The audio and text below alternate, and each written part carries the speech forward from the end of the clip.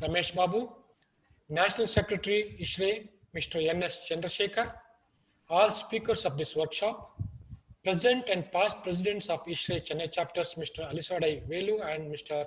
S. Vijay Bhaskaran, and all attendees of the workshop. A very good evening.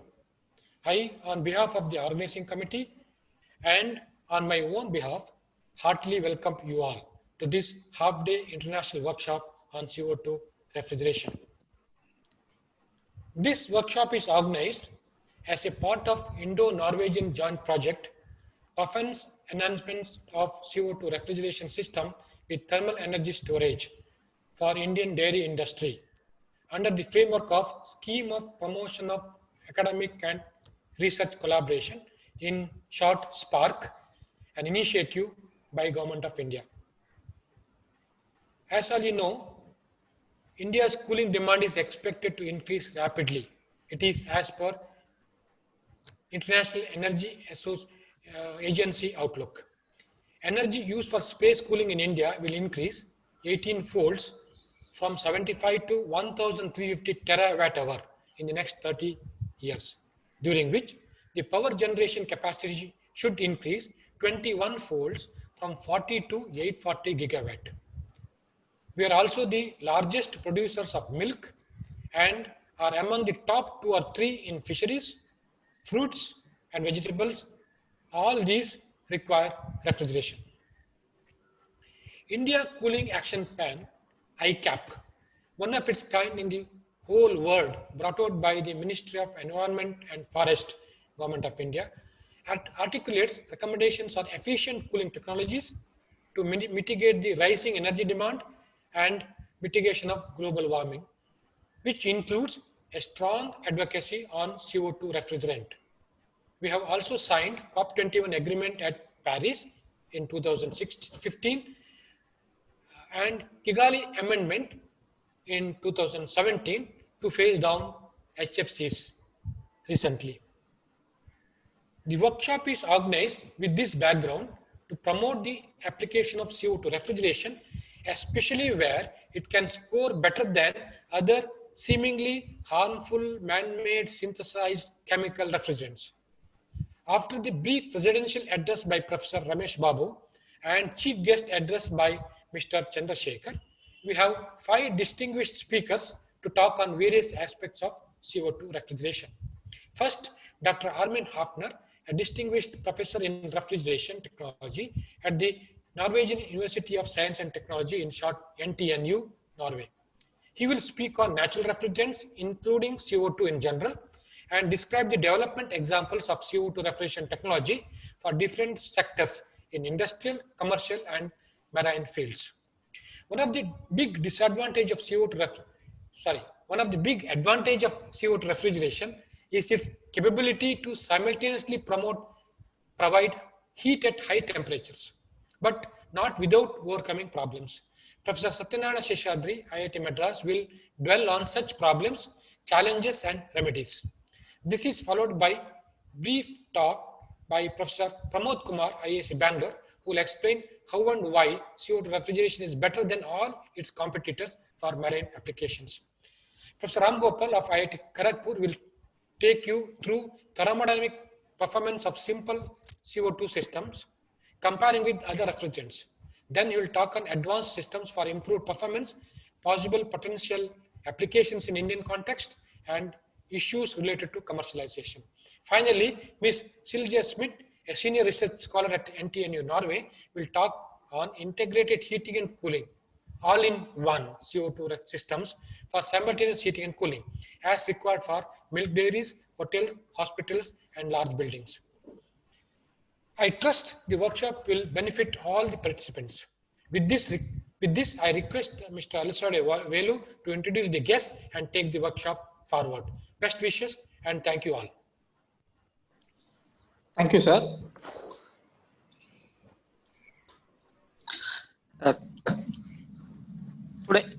Today's our presidential guest is Professor Ramesh Babu, Head of Department of Mechanical Engineer from IIT Madras. Today's our chief guest is Mr. N.S. Chandrasekhar, National Secretary, ISRE. And the speaker's profile and profiles are already informed by Dr. M.P. Maya. Now I request Professor Ramesh Babu to deliver his presidential address. Thank you. So thank you very much. Thank you, Professor Maya, for inviting me to this particular workshop as the to preside over this function. So I'm very happy to see a large number of participants attending this workshop online. Had it happened here at IIT Madras, it would have been a big, gathering, and it would have been a grand event.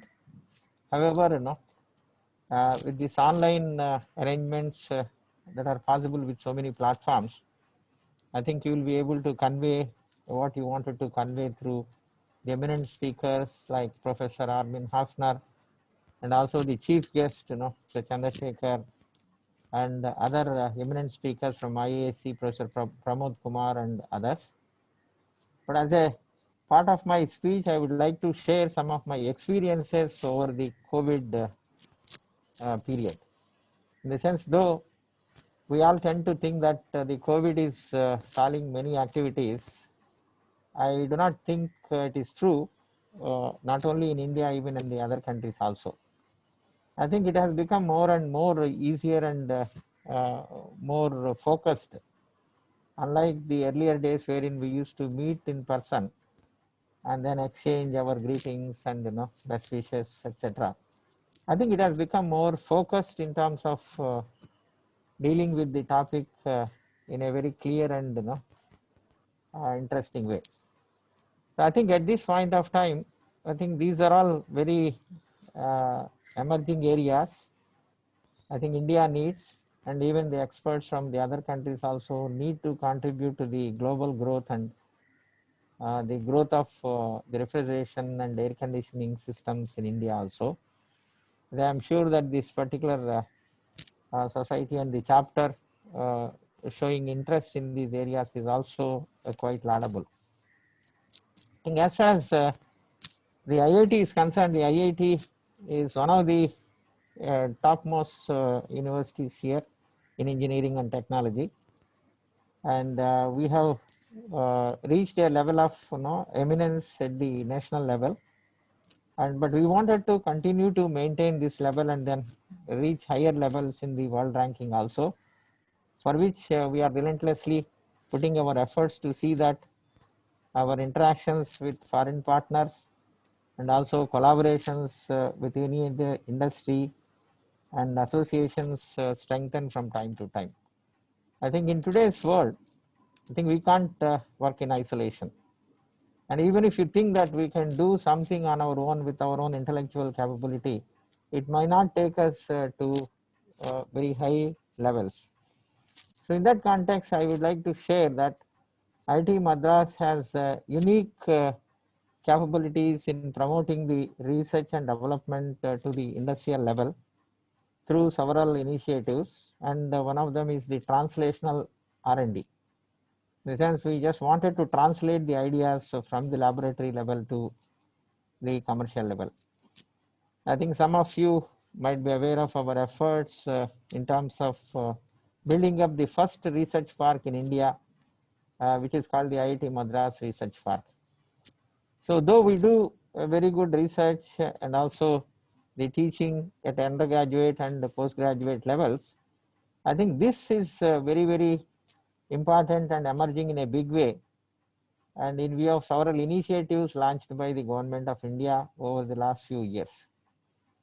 I think the topic that you have chosen for this workshop is really apt in the current context, because in the recent meetings with the secretaries and also the Prime Minister addressing many industrialists, they stress the need to bring these refrigeration and air conditioning systems to a level wherein common man can afford, and we can maintain these systems very easily with the capabilities available in India. I think in that context, I think the associations might have put their best efforts in bringing the experts and also showcasing their efforts to all of them to see that this particular idea can be really taken to a level of fruition. But however, my experience is unless we work in a very focused and a concentrated way, things will not really take up that fast. And unless we take off, all these activities in a very fast and intense way, the interest and enthusiasm among the academicians, experts, and international collaborators will also fade away. And then the very purpose of this collaboration networking will not bring us the satisfaction. So in that context, I feel that these workshops, which are supported by the government under the SPARC initiative, is also one of the very, very important initiative. I think offshoot of this one is basically to bring them and then make them to interact with many, many academicians and industries, so that now the technologies developed elsewhere can also be utilized in various countries. And India is looking for low cost technologies and also very energy efficient technologies. I think in that context, I feel that this workshop and deliberations that take place at these workshops will also help many participants who are attending this workshop. There is another way of communicating all these ideas is through various platforms that the government is also thinking of. I think let me share a few things which are happening over the last few months is, so in view of this COVID and not able to meet in person, they think that now we need to put everything on the digital platforms. And these digital platforms can share the knowledge and also can help many experts and young entrepreneurs and even the students also, so that now this will become a seamless activity irrespective of the situation and irrespective of the facilities and other amenities available to a large number of people. So I'm sure that these sort of workshops, debating and through interactions, so they can just host this information in these platforms which are available to many participants who are attending this, and also some of them who would like to look at these proceedings also, so they will also benefit. I think these issues are to be seen with some privacy and security also, and of course the government and other agencies and associations also have to use this knowledge in a careful way, so that the IP and other issues also are addressed. So I think, in my opinion, such workshops should happen very, very frequently, so that the understanding of these technologies and also knowing the experts available in various countries can be really made faster and faster. So I think Professor Maya's expertise in this area is known to many of you, and he has been regularly conducting many such workshops and then inviting several experts from all over the world. I think this is another initiative which is really going to help the community in a big way. And I am hopeful that the Maya also will understand the need of the hour and then try to bring more and more people through these associations and also interact with the government to see that it goes from the laboratory level to the actual industry level. So my hope and wish is that we do not stop with the deliberations in these workshops, but I think we need to connect people and bring the people together to see that these technologies can be easily disseminated to a larger group. So as I see that this refrigeration, the carbon dioxide refrigeration, which we are going to talk, may be helpful for many industries, including the food industry and marine, etc. So I think all these areas need immense support from both academia, experts, associations, and the government. I think I feel that these sort of initiatives happening very, very frequently in a very focused and a concerted way to bring the experts, and then make these activities as a routine activities and regular activities, so that more and more people will benefit because of the platforms that we have it right now. So with these few words, I thought I would welcome Professor Armin Hafner, who is the eminent, uh, expert, from Norwegian University. So we would have loved to have him here at IIT Madras, and due to the situation, so maybe we'll request him to come as soon as the situation improves, and then interact with many more faculty members and also students who are interested to work, in these areas. I think I wish the entire workshop a grand success. And also I thank all the speakers who have taken their time to deliberate on an important issue of this, carbon dioxide refrigeration.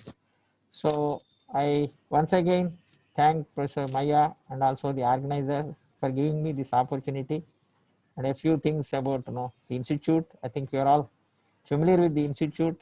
I think it's one of the topmost university, and over the last 5 years, we have been consistently having the top rank. So hence, I don't want to say more about the institute and our department at this point of time, since you're not here in the campus.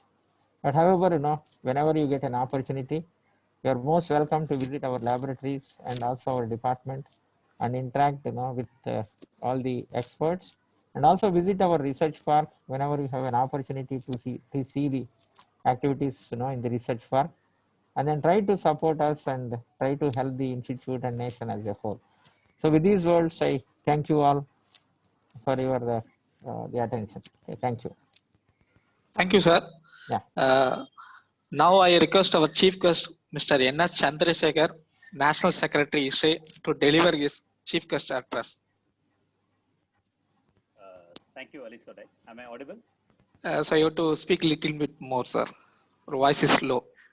Is it okay? Yeah, now it's okay, sir. Okay. Okay. Thanks, Ali Sodai. And thank you, Maya. He is my classmate and friend for many, many years. So it's so nice to connect with you people. And also all the distinguished guests, Professor Ramesh Babu and the people from the Norway University who are here, who are joined. It's such a very happy feeling and a nostalgic feeling when we think of IIT.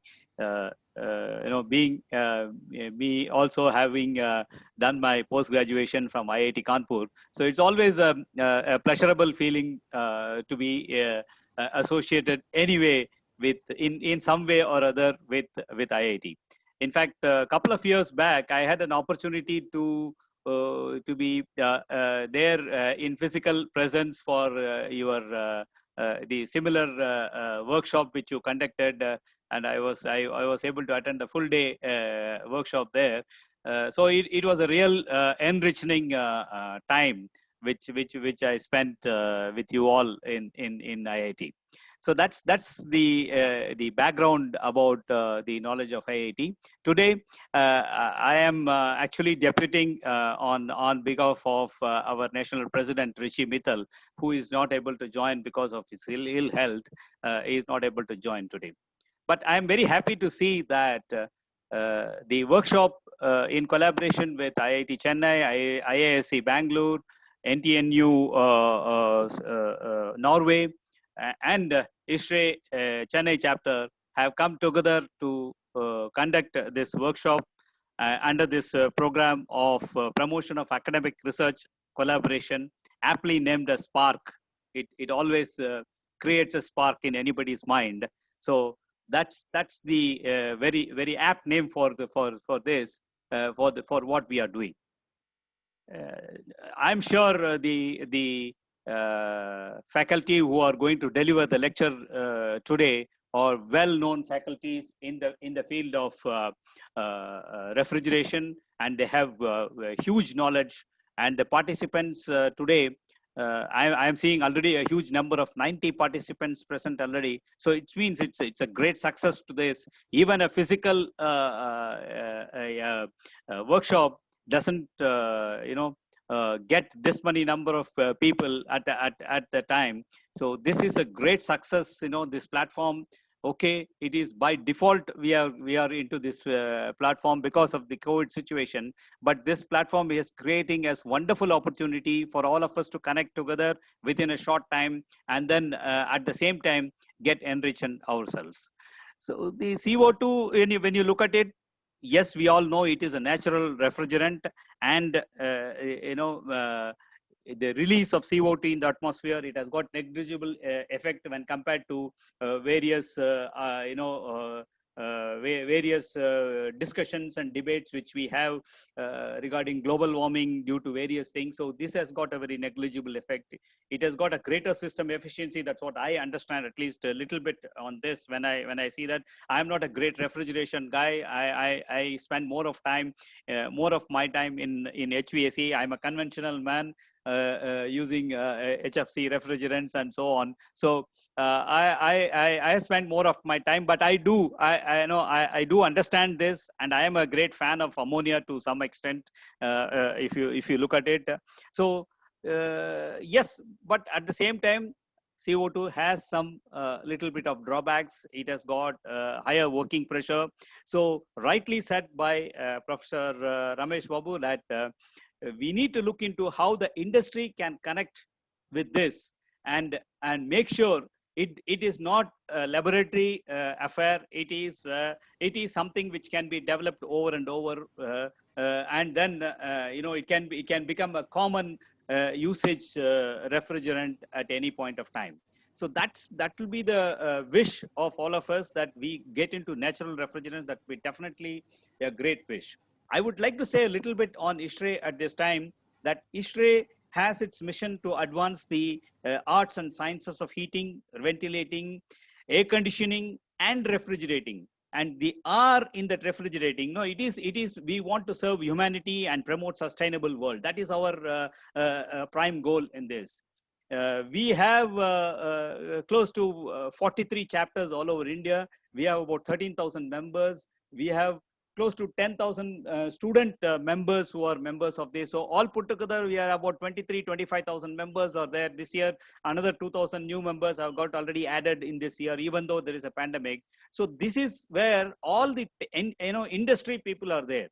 Be it from the way of manufacturers, from consultants, from researchers, for educational institution people.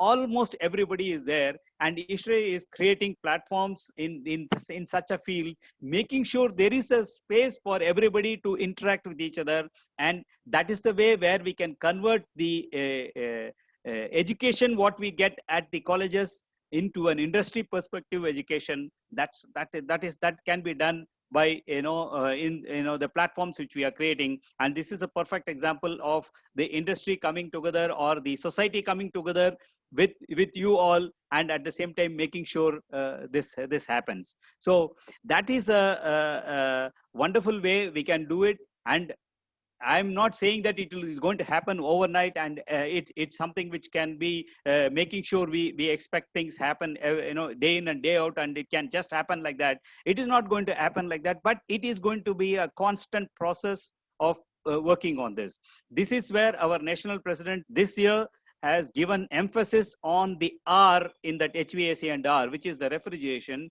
And we have our refrigeration chair, who is again a well-known man in the industry, Mr. Anish Simha. He is our refrigeration chair for this year and the next year. So he is driving this. And just to tell you, on the international, on the World Refrigeration Day, we had all our chapters on a single day conducting close to about 27 webinars on the topic of refrigeration, on which I'm sure CO2 was one of the topics. Definitely it was talked about. And also we also conducted webinars, a series of webinars on refrigeration. And one of our senior members, Mr. Ramesh Paranjpai, conducted a series of workshops on refrigeration. And that's the way we are going forward, in giving emphasis to this and making sure this is the pathway for this.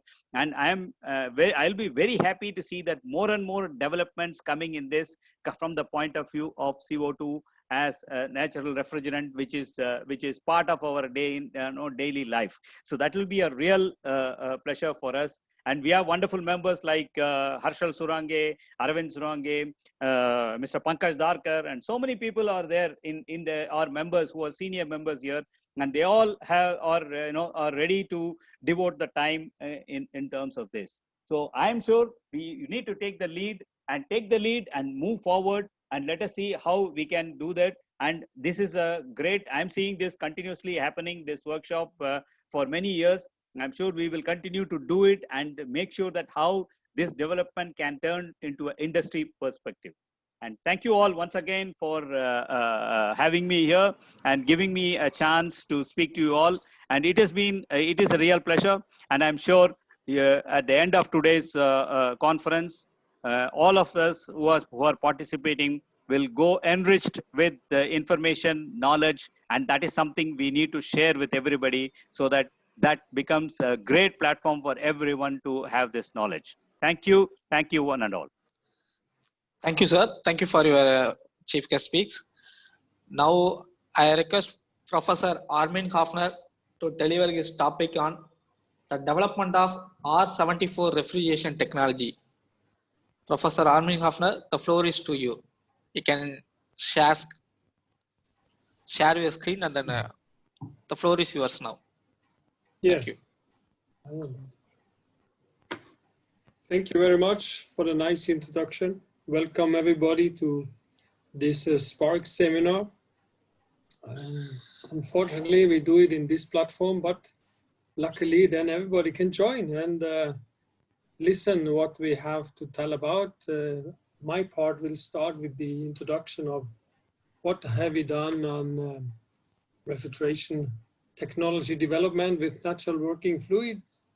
There are many different natural working fluids. Today we focus on R744, CO2, and maybe another day we can talk about other nice natural refrigerants. Let me give a short, try to get it to the next page. Yeah, the motivation and objectives today are we need solutions, refrigeration solutions for the globally increasing cooling demand. And I think I've learned from the Indian Cooling Action Plan that your need for cooling will be 8 times higher in a very few years. So that's why we need to find some sustainable technologies. At the same time, we need to avoid the harmful human health effects of synthetic refrigerants. That's very important. That's why we should focus on natural refrigerant. And by doing so, we can remove the impact to the global warming and the environment. So that's a good story. How can we get there? We need to understand the benefits and how and where to apply CO2, because CO2 cannot be applied for every system, but then there are other natural working fluids who can fill that gap. I will describe some system developments in this presentation, and the take-home message for you will be to get some theoretical and practical knowledge on CO2 refrigeration technology to understand where and how can it be applied. So the global warming has been mentioned, and I just found this in the newspaper, and it's quite scaring. I mean, it says that the worst case scenario has to be a kind of updated, because what is ICCP worst case scenario on ice melting in Greenland and here in the north? We are already at the worst case scenario and above. That means something urgently has to be done, otherwise it's getting a big challenge. That's why we have to look at eco-friendly refrigeration technology, and the question is, do we really have a choice to do something else or to continue with the old stuff? I'm not sure. I'm sure we should do something. So development in refrigeration, it's always nice to look very long back, 150 years or more. It started all over with cutting ice on the lake, at least in Norway. That's how refrigeration was done by that time. And even by that time, a lot of ice was exported to England, to Great Britain, and they shipped it even to India to have some Scotch whiskey on the rock from Norway. Not very sustainable, but it was done by that way. Artificial ice production was one thing to do it. Another thing which really catched up, or industrial refrigeration, mechanical engineering technology to brew beer all year. That was the main reason in Germany to start the production of mechanical refrigeration. And of course, transportation of meat from South America to Europe and Asia. That was the reason why mechanical or refrigeration was invented from the mechanical refrigeration point of view. But the refrigerant loop, it was mentioned a bit. We started with natural working fluids. Ammonia, one of the candidates, have been in operation since the early days, 150 years ago or more. Then in the late 30s, CFCs entered the market. We got the challenge on the Montreal Protocol with the ozone depletion. We are still struggling on that. And then HCFCs have been introduced with slightly lower global warming potential, but then also the HFCs have been introduced because the ozone layer was protected. However, a huge impact on global warming. That's why we have to find a new way, and now natural refrigerants are back. And the question is, do we really need other synthetic fluids where we don't know exactly what are the byproducts, what is the impact, what is the health issue? Most of them are not very healthy, and that's why we can focus on these natural working fluids, because 99% of all solutions on a global base, you can apply natural working fluids to do a good job for refrigeration and maybe even more energy efficient than the traditional fluids. So why should we use CO2 as a working fluid? I go quickly through it. It's a safe refrigerant. It is not flammable. It is easy to access. You have it all over the world. You can do quite good heat reclaim and heat up water to very high temperatures. We will come back to that. And there are no taxes around the world. It's very easy and available. It's not a F-gas at all. So fundamental properties, I don't want to go into this, but for those of you which are new, the low critical point is maybe a bit surprising to you. It's only 31.1 degrees C. Above that, we are in the supercritical region. We have a high critical pressure that you have maybe heard about. It's around 74 bar is the critical pressure. Sorry, it's very high compared to other working fluids. The triple point on the other side is around 5 bar. It means we still have a pressure in the system even when we're at minus 55 degrees C. Okay, but what is important, and now you can think about and look into this graph, the advantage of using CO2 as a working fluid, there are quite some significant advantages because we have a very high refrigerant density. This is very advantageous. The advantage is you can get a reduced compressor swept volume and small refrigerant lines. So for large capacity systems, the lines are getting very small compared to other systems, which can save you a lot of cost also on the installation in your industrial plant or hotel or wherever. We have a high compressor efficiency because we have a very low pressure ratio. Even if the absolute pressure is high, but the pressure ratio is quite low compared to the other fluid, that's why the efficiency is high.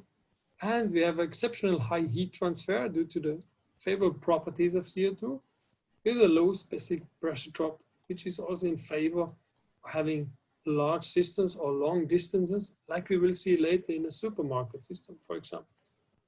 On the other hand, there are challenges, of course.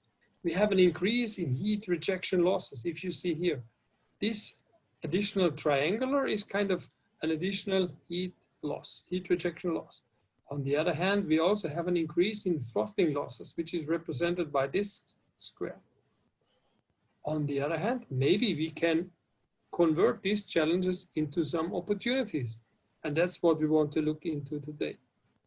Because the throttling losses are the expansion work recovery potential, and the increase in heat rejection loss are the potential to heat up fluids to a very high temperature level. So before we go into the details, just have a look on the methods of expansion work recovery and throttling loss reduction, because that's all about what we we have to do with CO2 systems. We have And to, Narasimhan, tell me. Yeah. and we have expanders, we can have ejectors, we can have some No other issue. Yeah. multiple stage cycles and subcooling. And we will look into some of these more particular in the examples which are following now. First of all, CO2 was rediscovered as a working fluid in the late 80s, last century, by the late Gustav Lorentzen. And he made a draft of a CO2 application, as you can see on the screen.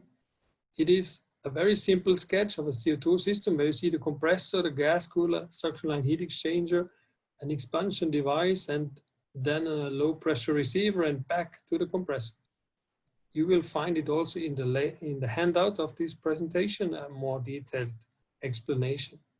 The new thing was with this system, you had to adjust the high side pressure in accordance to the temperature out of the gas cooler to find an optimum. This was not new, but the way it was done with the low pressure receiver, having the CO2 stored in the system, able to charge more or less volume to the high pressure side, which enables then to adjust the pressure. That was new. And this system is applied in many different varieties from now on. So let's have a look on the system development since that time. What we can see, it started all with CO2 as an evaporating secondary fluid, meaning in this secondary loop on the lower right-hand side, you can circulate CO2 through cooling batteries, absorbing the heat, and then everything is then recondensed in an evaporator, which is primarily served by a primary loop, which can be ammonia or propane, R290 or whatever. Very typical industrial freezer application, ice rinks and all these kind of large industrial systems. The very big advantage of such a system is it's flooded. There are flooded evaporators, you no superheat, a very close temperature approach. It's very effective heat transfer. And in addition, we can have an oil-free CO2 loop, so we can really benefit from the good properties and performance of CO2. We can have very small pipe dimensions. The pump work is very small compared if this would have been done with a glycol or another secondary loop fluid. And yeah, it's a very high efficiency of these systems. And of course, during the standstill, you have to have an assistance system which keeps your temperature in this liquid receiver down. Otherwise, you will lose your charge. It's a bit expensive, but in many industrial applications, this is still used today. The next level will be if you then implement a low pressure compressor. On the low stage, on the first stage, you implement the compressor. Then you have two separate units. We call it a cascade system, while the upper second stage system can be again ammonia, propane, another fluid. And of course, in the low stage, you will utilize CO2. You can have multiple evaporators. It's a very energy efficient process. There are small operational costs, and the indirect system provides the leakage precautions. So, and we can apply a second stage system which is adapted for the ambient conditions, like in a very high ambient temperature climate, ammonia would fit very well. The challenge is only if the second stage system is inactive. That is not so easy. If this kind of makes a trouble, this system cannot work. So they have to work together. And it's a bit challenging to control, to regulate the cascade heat exchanger if you have a very small capacity. But nowadays with variable speed drive compressors, it should be possible. When it then goes over to the transcritical CO2 process as initiated by Gustav Lorentzen, this is for small installations. There are many suppliers can build these kind of systems. The advantage is we do have a low pressure receiver, which enables the flooded operation of evaporators. So that's very important message to take home also. If you do CO2 system, you don't want to do superheat out of your evaporator, because the pressure and the temperature are quite different compared to normal fluids. As an example, if you have 1 degree, 1 Kelvin temperature difference in your evaporator, if you need 1 Kelvin difference, you have to go 1 bar lower or higher.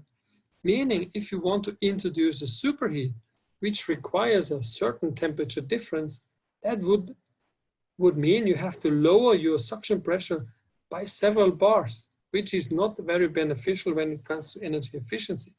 So that's why it's much better to have a flooded evaporator operation, because you can utilize the entire evaporator for evaporating the CO2 and cooling down the fluid which has to be cooled. And we can have a higher suction pressure than with the TEV, with the thermostatic expansion valve, because we can utilize the entire surface to do the cooling. And we have also a lower vapor quality before the throttling, because we introduce a suction gas heat exchanger, suction line heat exchanger, which is then superheating the CO2 slightly in front of the compressor, and on the other hand, cooling down after the gas cooler. That's very beneficial. Yeah, the disadvantage in this system is maybe that you can only have normally 1 evaporator, because it's very challenging to have several high pressure control valves acting together to mitigate all the pressure between, or the feeding of different evaporators. You need to have a certain system to get the oil out of the low pressure receiver, and you may have a low startup due to liquid accumulation here in the system. So the system has to be started carefully. When it comes to industrial application, you can also, low temperature application, you can use a 2-stage compression system, where you normally have a low pressure compressor, a desuperheater, and a high pressure compressor. Together they go to the gas cooler. You have again a high pressure control valve. You have a mid-pressure receiver to separate liquid and gas. Gas goes to the high pressure compressor, the liquid goes to the throttling or feeding valves to the different evaporators. And here, typically there could be another receiver, or you have to control the superheat or very low superheat. There could have been also in this case a suction line heat exchanger between the suction of this and the subcooling of this. So that is, for simplicity, not implemented. It can be applied for hot water heat pumps. It can be applied for industrial freezing applications. It's very robust and well developed, very often applied. You can use standard components. And this is a very strong competitor to ammonia systems in the industry. This is applicable all over the world. Of course, it is a challenge if you have a very high or relatively high gas cooler outlet temperature here. In that case, you should think about the previous system, like a cascade system. When it comes to parallel compression, why do we call it parallel compression? Because let me just explain. We have this mid-pressure receiver, and instead of flashing this pressure down to the suction level of the main compressor, we introduce a parallel compressor, which is maintaining the mid-pressure receiver level, pressure level. So in case this compressor is too big and it's not starting, the flash gas bypass valve, the so-called constant pressure valve, will maintain the pressure level, or else this parallel compressor will take over. This is a very elegant way to handle this kind of systems, and it increases the COP by 10 to 15%. So this further development improved the basic system significantly. And you can also use this parallel compressor from time to time, because when you have very, very low temperatures out of the gas cooler, the amount of flash gas will be very limited. And in that case, CO2 systems are anyhow very efficient. However, when this gas cooler temperature or the heat rejection temperature is relatively high, the amount of flash gas is increasing, and then it makes sense to implement this parallel compressor. So you're unloading more or less your main compressor. It's a bit of a higher investment and a bit higher degree of complexity, but normally nowadays all the control suppliers, they have this kind of as a standard equipment, in the portfolio. We can do also subcooling with an auxiliary cooling unit. And probably we will hear more about this later today also. In a way, how you build up this auxiliary cooling unit, this is up to your creativity. On the other hand, it also may be implementing other ways of rejecting the heat to other places than air, for example. That's what we come back later when we produce hot water as an example, is one example. Or maybe you have other places in your system or in the neighborhood where you can reject heat sometimes during the day. When it is the hottest period of the day, maybe you have an alternative way to reject the heat in addition to unload or to help your system to provide good cooling performance. Because that's what it's all about. If you look at CO2 refrigeration system, how can I get the temperature down before I start the expansion? That's the whole clue. If you have a good way to do that in an efficient way, and in addition, if you can utilize this heat, that's very beneficial. So in this case, we use the basic CO2 system and just have a separate refrigerant unit on top. And this can be an ammonia system. It can be, of course, a small R290 propane system or whatever. What it means, it's about 1 to 2% increase in COP per Kelvin internal subcooling. So every Kelvin gives you about 1 to 2% and 2 to 5% increase if we do it with the external subcooling. So internal means the internal heat exchanger, sorry, and the external, of course, if we put some additional power. It can handle, in this case, of course, very high return temperature, which is, of course, very much dependent on the capacity you install in this system. And there, of course, are some cost constraints. It's an extra investment cost. It's a bit higher in the degree of complexity, and there's a risk that you have some leak in this heat exchanger, which will be a severe problem. So careful, select this heat exchanger, and then your system is safe.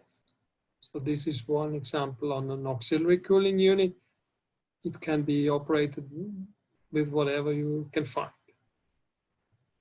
Expansion work recovery, I mentioned it earlier, it is always very interesting because when we have very high gas cool outlet temperatures, we have large throttling losses, and it's a great way to reduce or to unload the compressor. But these expanders are very few. They are not in serious production because they are very complicated to produce. They have a high degree of complexity. They have many moving parts and it's not easy. And there's always a risk of leak inside the expander and so on. That's why we will focus more on an ejector. Sorry, it should stay ejector on top. The heat recovery with an ejector is quite simple compared to an expander. It's like a jet pump.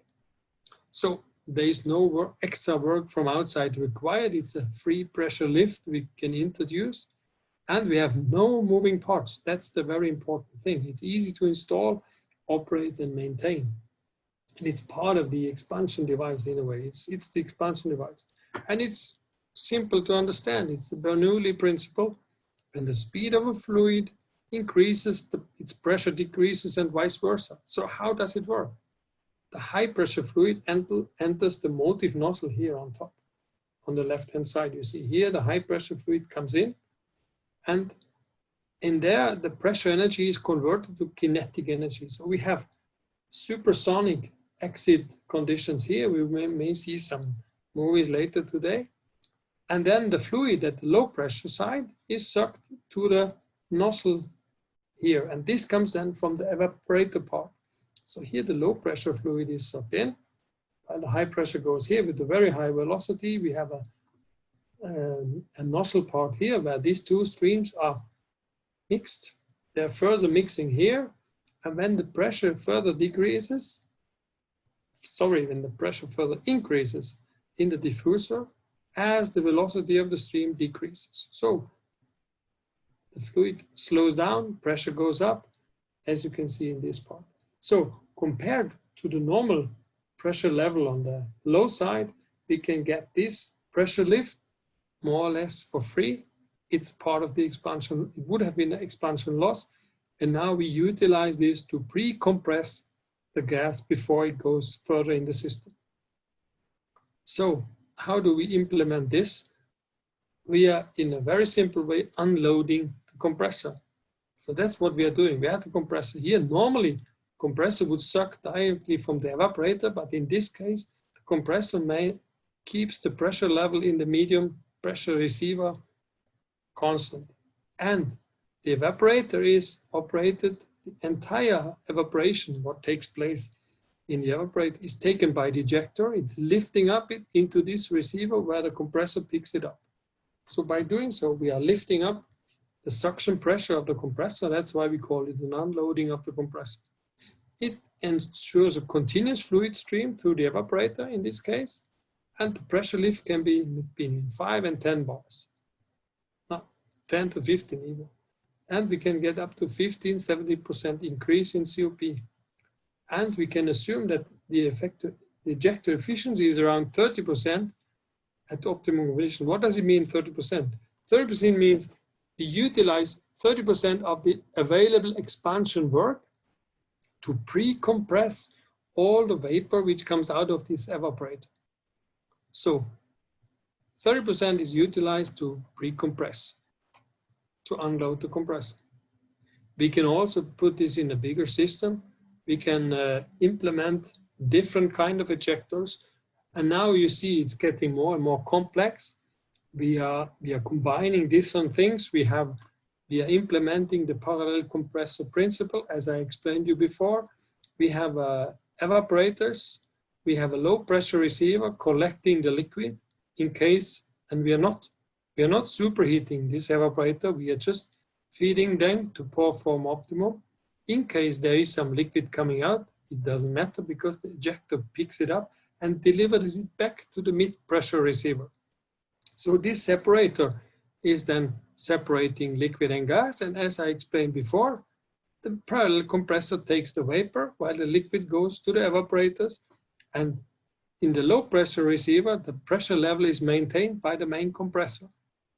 And of course, we are not only sucking liquid from this receiver, we are mainly sucking the vapor with the ejectors, in a way unloading the main compressor and give it to the parallel compressors, which have 5, 6, 7, 10 bars higher suction pressure.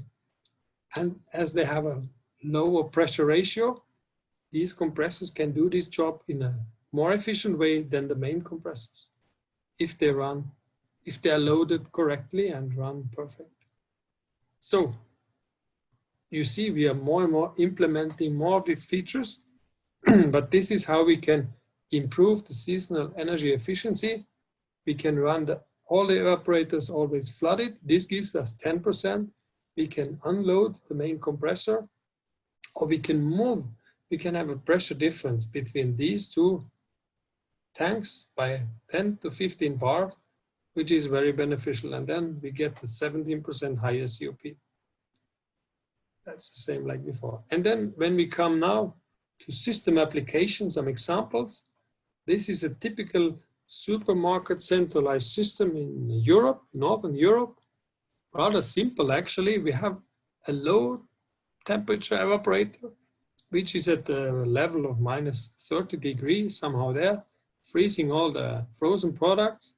We have a desuperheater, and on the other hand, we have a medium temperature evaporator at the minus 5 degrees C around, where the pressure level is taken care of from the medium temperature compressor. So these two compressors are in one system. That's why we call it a booster system. All the gas is then sent to different stages, different gas coolers, heat rejection devices. The first one is a domestic hot water production. We can do very high temperatures, as I will come back to. We can do all the heating for the building and else. And then if we still have enough, if we want to reject some of the heat to the ambient, we use a so-called gas cooler to reject the heat to the air. If we still need more heating in the winter, for example, in a low cold period, we just bypass this gas cooler. We are not we're not rejecting to the ambient, we reject it, for example, to the ground to melt the snow, the ice in front of the buildings instead of using electricity as it is done before. So we utilize all the heat all the way through because we have a very large temperature difference across the gas coolers.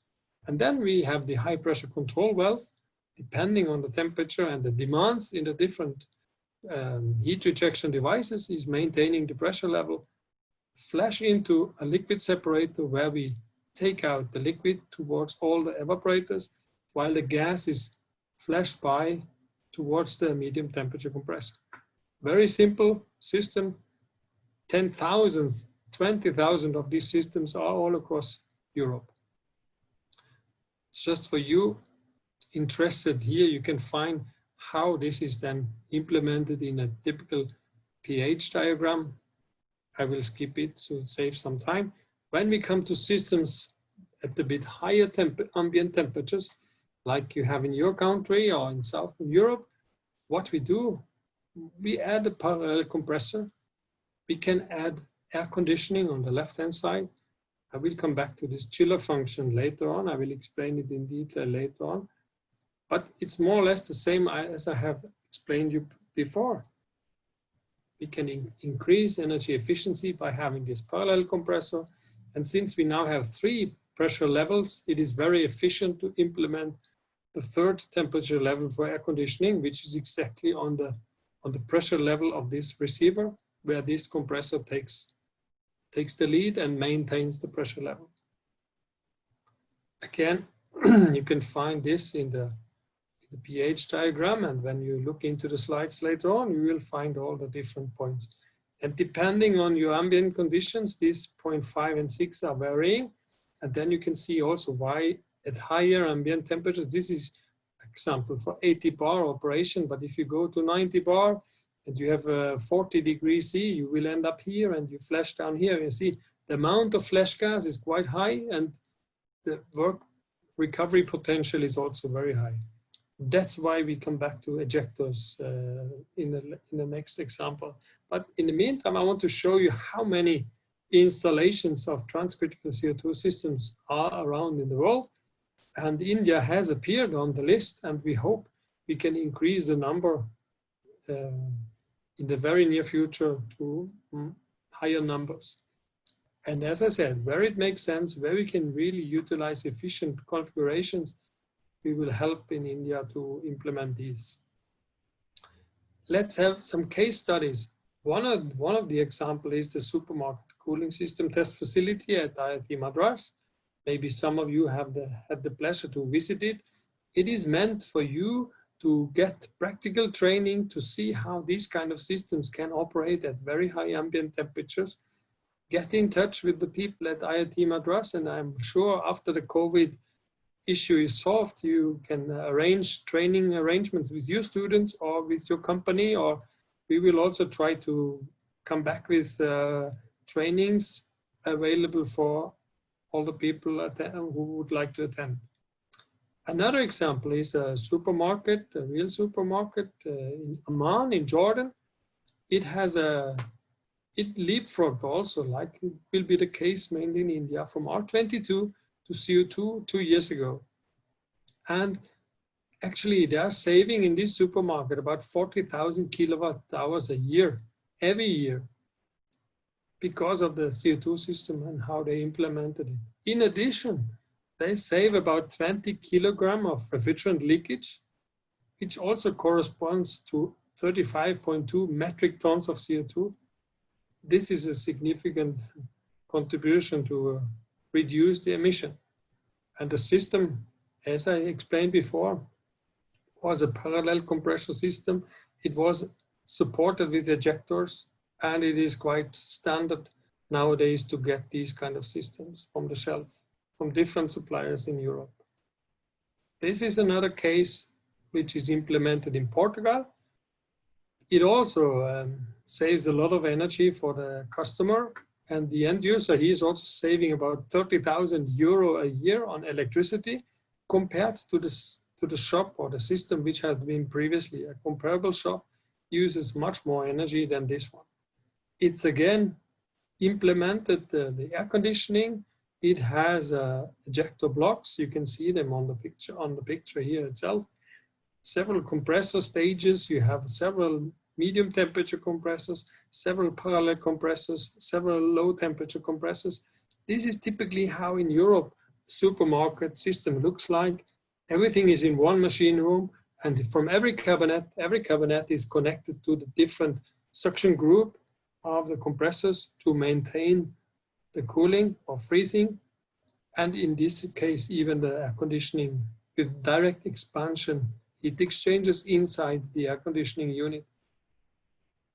So let's go to the chiller heat pump application, another development which is coming and which is very in favor for CO2.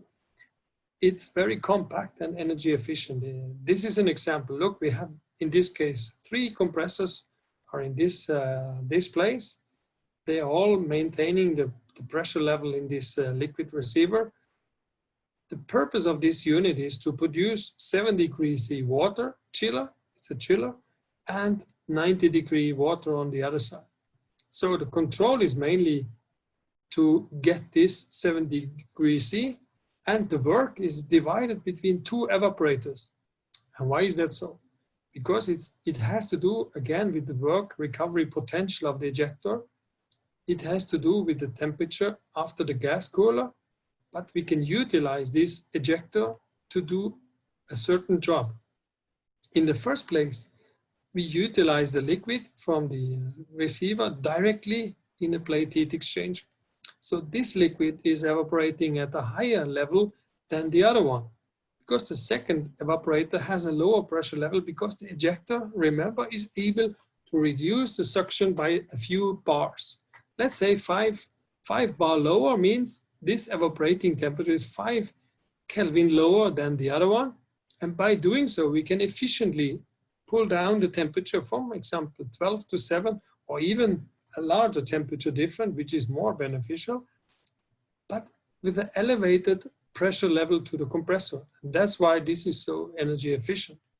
We can also have heat pump functions and other things, but this is very interesting, an interesting configuration to provide an alternative to conventional chiller units. So whenever you have cooling and heating at the same time, this makes sense. That brings me to one example, which we are doing together with our friends in India for this foundation who is delivering, you may have heard about it, many children all across India get food every day, the midday meal program. This foundation is also helping a lot now in the crisis to feed other people. And together with Aspiration Energy and IIT Madras, we are now proposing and building up this system to heat up water from 24 to 90 degrees on the top side, and to cool down chilled water from 12 to 5, just as I explained to you. And this will be around 100 kilowatt on the cooling side, 140 on the heating side, and we expect the performance ratio to be above 6 in this system, because we are utilizing both sides at the same time, using CO2 as where it is best. And this will be very interesting to get this system done and built in the next weeks and months.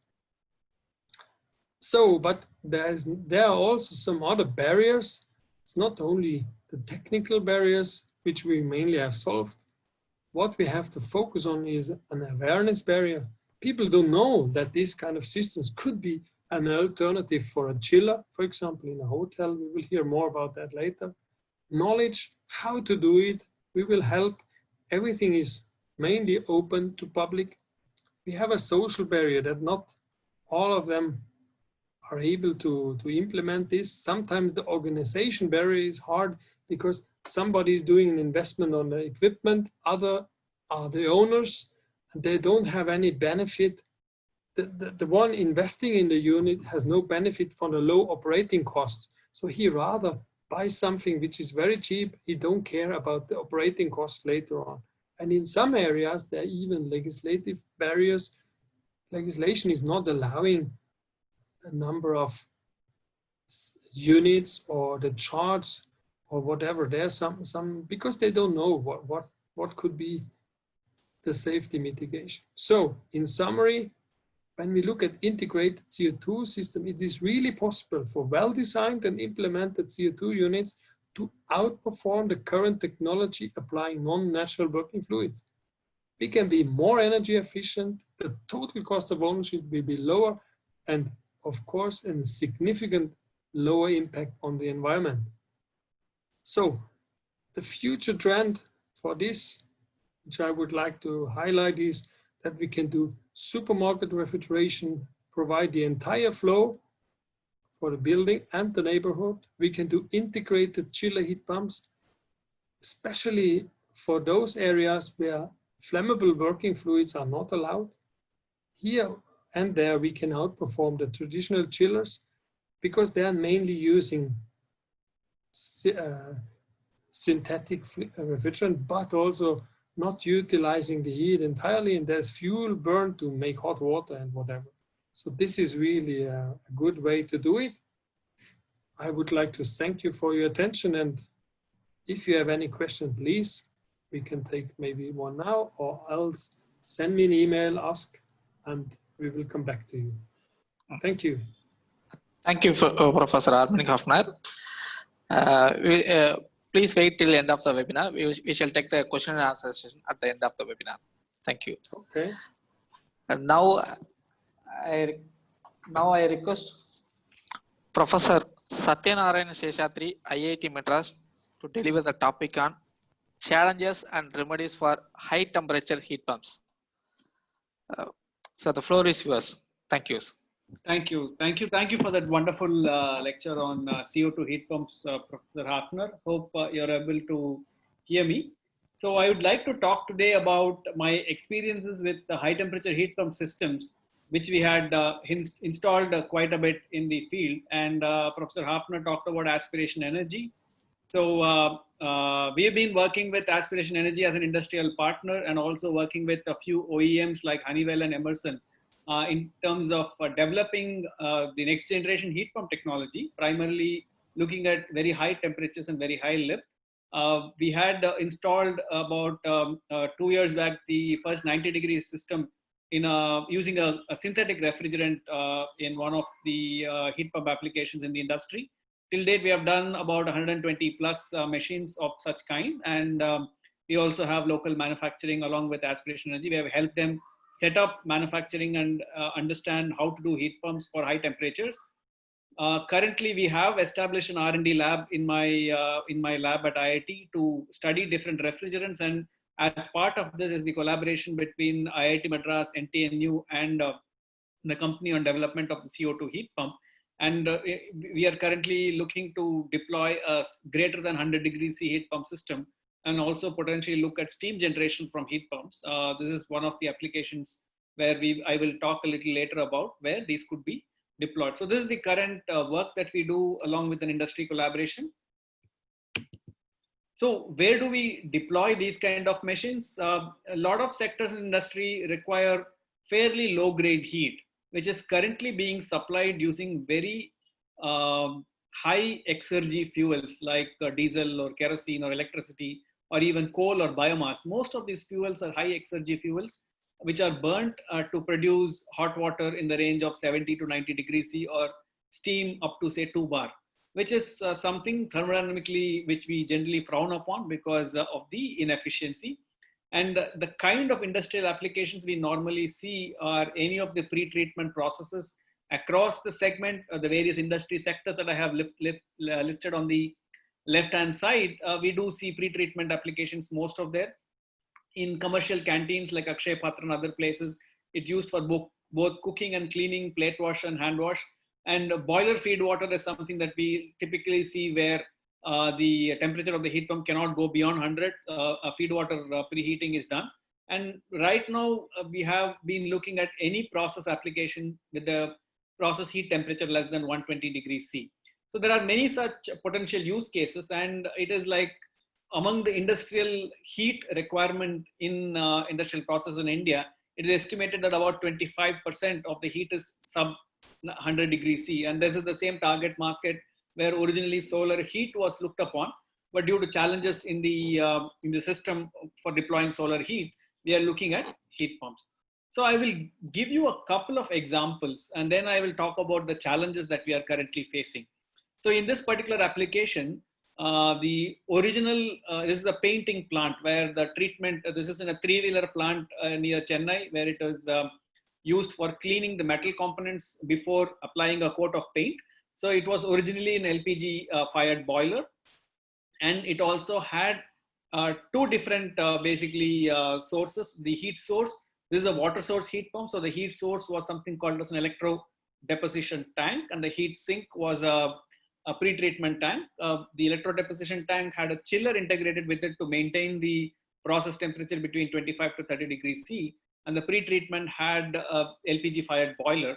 So you can see the graph below, which was basically the performance of the heat pump over a couple of days after we deployed, where these 2 processes are met by heat pump and accruing significant amount of saving. This was in 2018 when LPG cost was a little low, and I think right now the benefit has been quite significant just by the electricity saving from cutting off the chiller. So, but the challenge here is at that point in time, to maintain the pre-treatment temperature at about 70, our heat pump has to deliver close to 90, because the system was integrated into an existing pipeline which was designed for 90-degree hot water. And without having to change much, it was only possible to integrate at the same level.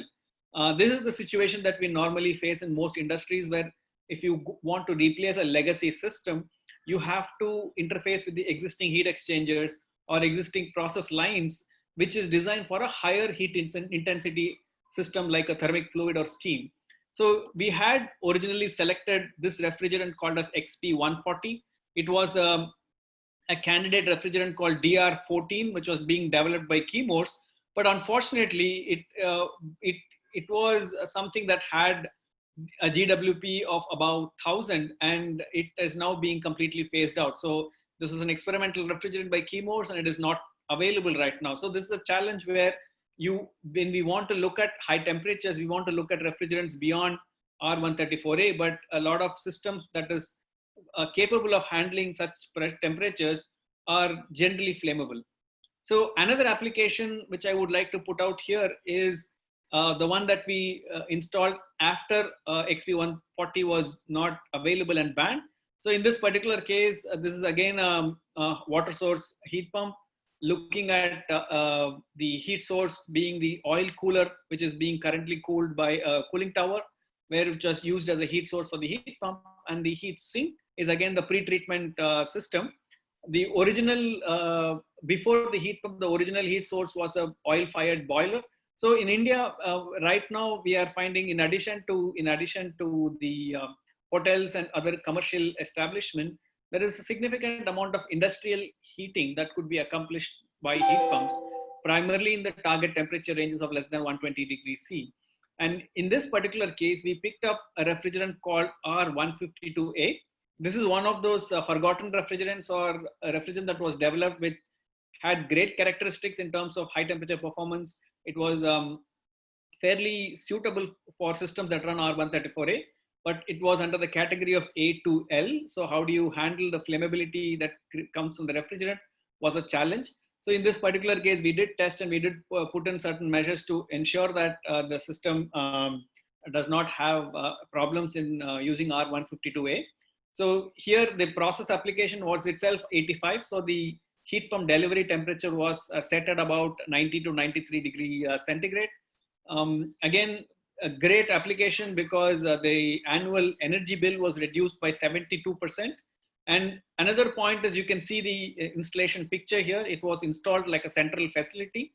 A lot of testing was done in our lab to ensure the performance and the suitability of compressor, because we are using conventional high temperature scroll compressors, which was not typically certified by the manufacturer. But then based on testing, we were able to run it for about more than 2.5 years without any problems.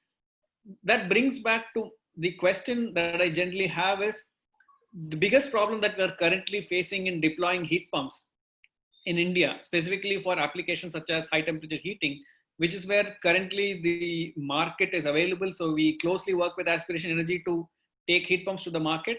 And the challenges that we face is with the refrigerant choices and understanding of how to implement these systems in the market. So let me give you two examples of selection. So there are two cases that we normally do when the condenser temperature is in the low temperature range. When I say low temperature, it is typically in the 60-degree kind of range, where the challenge is always between R407C, which is being currently phased out, and R134A, which still has some time.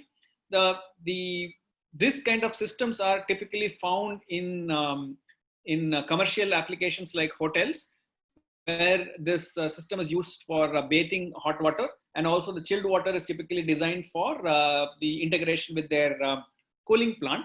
Here you have vast variations. R134A is a high efficiency refrigerant, which has a better performance, COP. If you can see in the picture, the other side, if you look at the left axis, R134A is better. But then in terms of capacity for a given compressor volumetric capacity, R134A is much lower than R407C. So it always comes down to the cost at which I can run these machines. And the problem becomes even worse when I go to high temperatures, because once we started having problems with XP140, we evaluated a lot of refrigerants, including experimental evaluation for almost all of these refrigerants. And the candidates that we were looking at is against R134A. And now you can see that the currently supported candidate as a replacement for R134A for high temperature heat pump application is R1234ZE. And for commercial air conditioning, it is R1234YF. And there's a significant problem because I'm looking at a retrofit. And when I do a retrofit, I'm having a problem where the capacity drops more than 30%. So this is unacceptable because the systems are not designed with excess buffer capacity. And this is, if you can look at the image, as my process temperature goes higher, I see a significant drop off in capacity as well for some of these refrigerants. So an alternative that we have worked with is basically R152A currently, which the orange line that you see here has a reasonable drop off, and it has performance similar to R134A. But now the biggest challenge that we normally see is right now, as we go towards the higher condenser temperatures, I am limited in the ability to supply the low temperature application. So R152A, for example, to deliver 90 plus degrees C in terms of condenser heat, the evaporator temperatures I normally achieve are in the range of 20 to 25 degrees C, which is unacceptable if I have to integrate this into a chilled water line. And if I go to far lower temperatures in terms of chilled water integration to chilled water lines, the problem I face is that the overall energy efficiency of that whole system is quite poor, and I don't really get the benefits that I'm supposed to get by working with a heat pump. So one of the main challenge we face when we integrate with these kind of synthetic refrigerants is with that of the temperature lift. And to understand that, you can typically you can have a look at a typical compressor selection map that is available from most of the scroll compressor manufacturers, and most of these systems that we build are with scroll compressors because of the ubiquitous availability of these compressors and low cost. Here you can see that as I keep lowering my evaporator temperature, especially the right hand side where I want to integrate with my chilled water system between 0 and 10 degrees, I have a limitation on the condenser temperature that I can achieve. So the only solution I have here in this particular case is go with a cascading system, which is a little bit of complex integration because of the nature of these refrigerants. Another problem that we generally have is with regards to the nature of this refrigerant curves. As Professor Hafner pointed out, you have these dome-shaped curves, and as you go higher up in the pressure, because in order to go higher up in temperature, you need to go higher up in pressure. As you go higher up in pressure, the heat availability for you is limited, because in most of these heat pumps, we use the latent heat for the process application.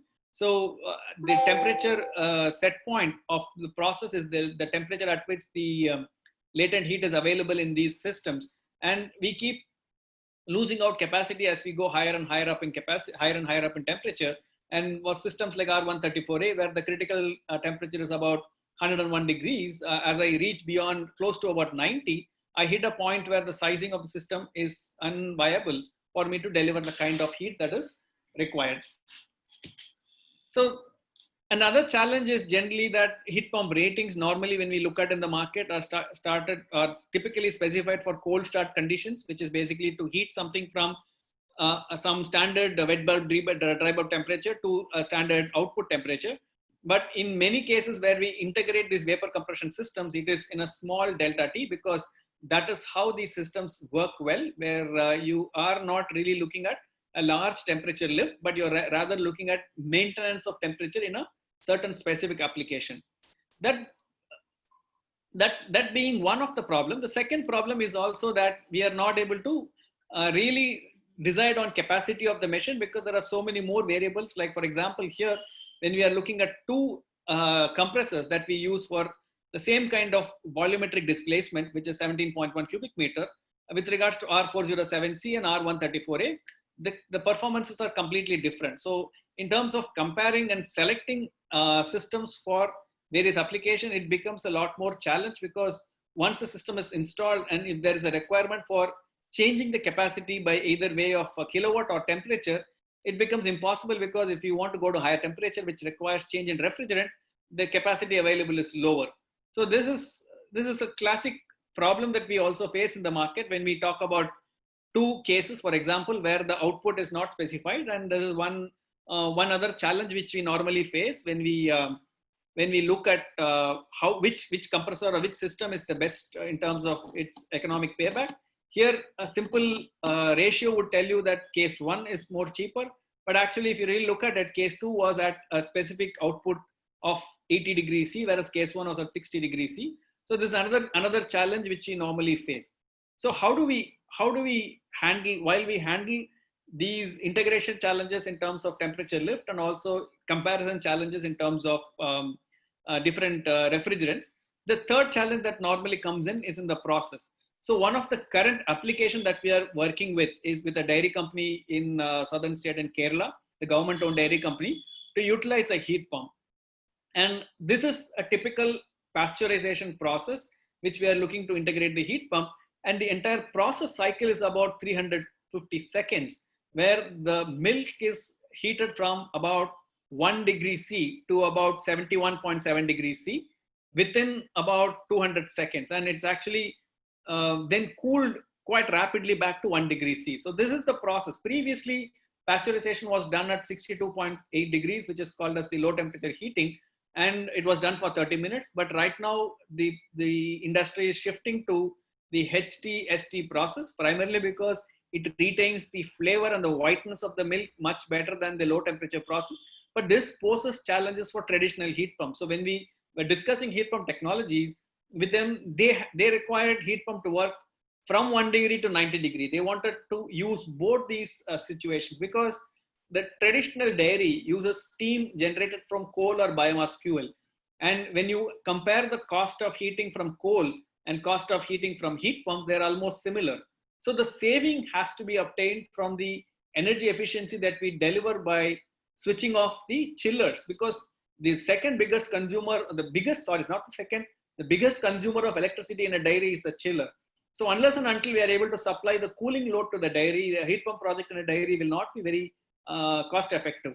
But the cooling load required is something like 1 degree C, which is not possible using a conventional heat pump. So unless we do multiple cascades, and on top of it, these systems require very high temperature lift and very high temperature gradients, both of which is not suitable for synthetic refrigerant based heat pumps. So this is one of the main challenges that we face in wider adoption of heat pump, in addition to other issues that I talked about in terms of the variability of compressor selection, the variability of temperature, and the output uncertainties that we normally face. So quickly to summarize, based on the current experience we have with the high temperature heat pump market, there is a significant market potential available for heat pumps for industrial heating, specifically low temperature and low grade heating up to 150 degrees C. However, the current candidates for refrigerants, the ones that are being currently worked upon, are inefficient in terms of their the volumetric sizing producing large machines and energy consumption. And good refrigerants such as R152A, which are low GWP and promising to 134A, are still having flammability issues, and equipment sizing is not yet completely addressed. And the other alternative that is currently being promoted is up to 30% lower output for the same prime sizes, which means the costing is much, much higher. And also for synthetic refrigerant, which works on certain POE oil, the compressor technologies are not yet mature for beyond 100 degrees C. And the other challenge is, like I said, so many refrigerant choices and so many compressors are available, and we were not able to size it correctly unless the property of refrigerants are completely known. And the last one, as I mentioned in the previous case study, is that for large temperature lifts that like what we see in the dairy process application, we are not able to design a vapor compression system which is very, very effective. So I think Professor Hafner nicely mentioned about how CO2 can really address these kind of problems. And I'm here presenting to you that there are a lot of opportunities for a nice heat pump system. And I wish that CO2 heat pump system can address some of these challenges. And I also hope that there are ways by which CO2 heat pumps can also be designed in such a way that it can address the batch process temperature maintenance problem, where the large irreversibility occur when compared to latent heat based heat supply system. So if that problem can be addressed, I think there's a large amount of potential for these kind of heat pump systems. And I'm really looking to learn from the other speakers who will be talking more about these technologies. Thanks a lot for the time. And this is my lab, Energy and Emissions Research Group at IIT Madras. And we work with all these partners, including NTNU, Professor Maya, Aspiration Energy, in building these technologies. And our focus has always been taking technologies to the market. Thank you very much. Thank you, Professor Satyanarayan. Thank you. Thank you, Dr. Sheshadri. Professor Satyanarayan Sheshadri, thank you. Very nice. And I think in most of your cases, we should replace all your refrigerant with the CO2. And probably CO2 can take care of many of the problems you are narrating. And also, I think probably CO2 is better also because you are heating the milk or heat pump fluid right from room temperature to high temperature. So your refrigerant is, at a rejection temperature is constant. So maybe we can discuss, and probably anyway you are building CO2 heat pump also for Akshay Patra, Bangalore. So we'll see how we can overcome all these problems. Okay. Thank you, Professor Maya. Thank you. And next year we do a colloquium on hydrocarbon refrigeration, how to replace all your synthetic stuff, because the fluid properties are quite similar to what you compare, and the energy efficiency you will see, and to mitigate the flammability issue is not the problem in this very compact system, because these kind of natural working fluids applying flammable refrigerants are very widely used in industry. They know very well how to cope with these kind of fluids. So I'm looking forward to start on that challenge too. Thank you, Professor Hafner. I'm really looking forward to building this first CO2 system, because I think there is a lot of application I can see. Thank you. Thank you. So, Alisode, I'll propose propose that probably Dr. Professor Pramod Kumar from IASA, we can skip him now. Okay, because now we are running short of almost one speaker, almost 20 minutes. So it's not fair to stretch it beyond 8 o'clock. So we will have 5 more minutes for discussion at the end. So is it okay, Professor Pramod Kumar? Oh yeah, absolutely fine. Okay, I'm sorry. So we will reserve you for the next workshop or colloquium. Yeah, I was only going to drive the audience back to CO2 from what Professor Satyanarayan did. So it's okay. I'm sure that Professor Ram Gopal can do that. Okay. So sorry that we'll skip you this time, but no issues. We will reserve you for the next talk, next workshop. No issues. Okay. Thank you, Dr. Satyanarayana, and please, Professor Ram Gopal is there? Sorry, I think his name is not there. No, I think he is not joined, sir. Professor Ram Gopal? No, sir. Ram Gopal is not joined, sir, I think. Then or in some other name? I'll call him. Okay, sir. Then Otherwise, can we? So meantime, I request Mr. Pramod Kumar to deliver his talk as short as possible, sir. No, One it'll thing, see, I think the next speaker, I think Professor, my suggestion is that while you contact Professor Ram Gopal, you please, hello, you can join, and can you wait for you a couple of minutes? Who? Huh? No, we will skip him because time is getting now. It'll be difficult to stop. So he'll give next time, So okay. If you can start now, okay. In another 2 minutes, can you start? 1 or 2 minutes? You please. Yeah, please join. Okay, please join quickly, and then we'll wait for you. Okay. Alisoda, he is joining in another 1 minute. We do have a proposal. We could start with our next presentation. Celia is ready to start, and then we can do Ramagopal afterwards. Okay, then that's great. That will be okay. Then we can. I'll talk to him, and then I'll ask him to wait. So he can. Yeah, Miss Silja, you can start. Okay.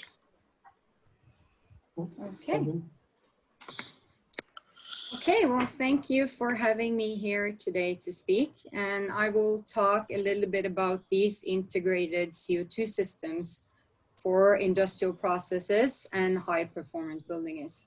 So we're going to see some examples of how they can be implemented and also what's important to consider when we implement these kind of systems, what demands we have to look at and what must be in place for them to be successfully implemented.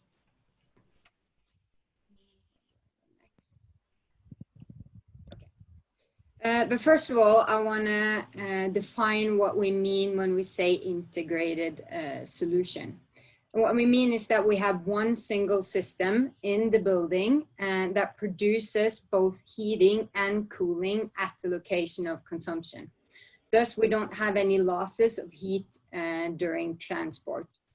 We also look to integrate the large thermal needs of the building in one single process. And thus, we can recover heat from the cooling process, as you see in the sketch right here. And we upgrade it to a useful level where we can use it for other functions. For instance, hot water, or in the dairies, we can use it to warm milk. And thus we have one single system that provides all the thermal functions in the building. We don't waste any energy, and we use the full potential that is in the thermal sources available, and thus also reduce the work because we don't have many separate units that provide thermal comfort, so heating or cooling. Because the current practice today is typically you have one or two vapor compression systems, one providing heating and one providing cooling, or you have oil burners that provide high temperature heat, and thus you're not using the potential what could be upgraded like with these kinds of systems. So where can we find integrated CO2 systems? Where would they be useful to implement? And this is typically in food processing dairies, as we heard earlier, because we both have a high temperature need and we have a cooling need at the same time. Also other food processes like fish production, where we have a need for cooling and freezing, and on the same time hot water to wash the plants afterwards. Other examples are industrial processes, chemical processes, hotels, where we have a large hot water demand, and also cooling, and hospitals, where we have the same demand profile. So we already heard a little bit about why we should use CO2 for these integrated systems. I'm just going to talk a little bit about what this means in practice. It's non-toxic, so we can use it as a direct system. We can use it for food processing. Yes, it does displace air, but if you have the safety equipment in place, for instance, sensors, the amount for it to be harmful for people if there is a leakage would be detected long before it would be a problem. And we have low temperature losses over pressure losses, which means that we can have long tubings to custom fit the systems to the specific needs. So for instance, if you have a system for a hotel in a city, you're often dependent on the space at the location. So then you would need to custom fit the system and do it as compact as possible. And with CO2, this is a big advantage because it has a very high vapor density, which makes the units very compact. And if you look at this table, we can allow quite a big pressure drop without having such an influence on temperature compared to another natural working fluid, ammonia. So this is a great advantage with this kind of system. So with the low pressure ratio, we can include all the temperature levels in one single system. So we can include hot water, space heating, which is very relevant here in colder climates, space cooling, even refrigerated room and freezers in one single system. And thus, with the low pressure ratio, have a very high efficiency. And again, CO2 is ideal when heating other working fluids or other water or other media like milk, which require a high temperature difference. This is because CO2 rejects temperature also at a gliding temperature. So when we have these high temperature differences of the fluid we're heating, we are reducing the losses in the gas cooler. And we can efficiently heat water up to temperatures of 90 degrees. So instead of using an HFC system that may not be able to provide the temperatures we need, we are with CO2 able to do so without having any other auxiliary heating system like boiler or burner. So before you do a consideration of integrating CO2 system, we have to think a little bit about what kind of thermal demands do we have. We can categorize them by looking at the cooling dominant demands, the heating dominant demands, and the combined demand. And this highly influences the design of the system and also how you choose to operate the CO2 system. Then we're going to look at the cooling dominant demand and some examples. For the cooling dominant demand, a good example is a system that was installed at the University Hospital here in Norway, in Tromsø. And this was recommended by a Norwegian company after doing an energy analysis in 2013. And their recommendation was to install a 350 kilowatt water-to-water heat pump, which now is one of the largest hot water heat pumps in Europe. And the system covers all the hot water production for the hospital, but it's also the base unit for producing cooling in the building. And the way this system is designed is quite simple.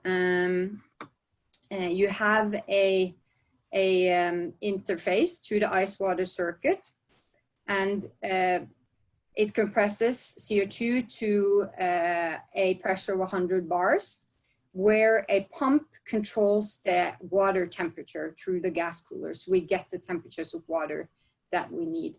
So the hot water enters the tank. In reality, it's a series of tanks, but here illustrated by one. And the cold water is pressed through the stratified tank, and again pumped through the gas cooler. And during discharge, when this system is not running, hot water is drawn from the tank through the mixing valve and then gone to the hospital supplies. And then again, cold city water is pumped back into the tank. So the principle is quite easy. And the control strategy for this system is adjusted according to the cooling demand. So the capacity for hot water actually depends on the cooling demand. And the ice water loop is set at 5 degrees Celsius. You can see down in the corner here, you see a figure of the tank system. We're going to go into that a little bit later, but of the serious tanks that we use with these kind of domestic hot water systems.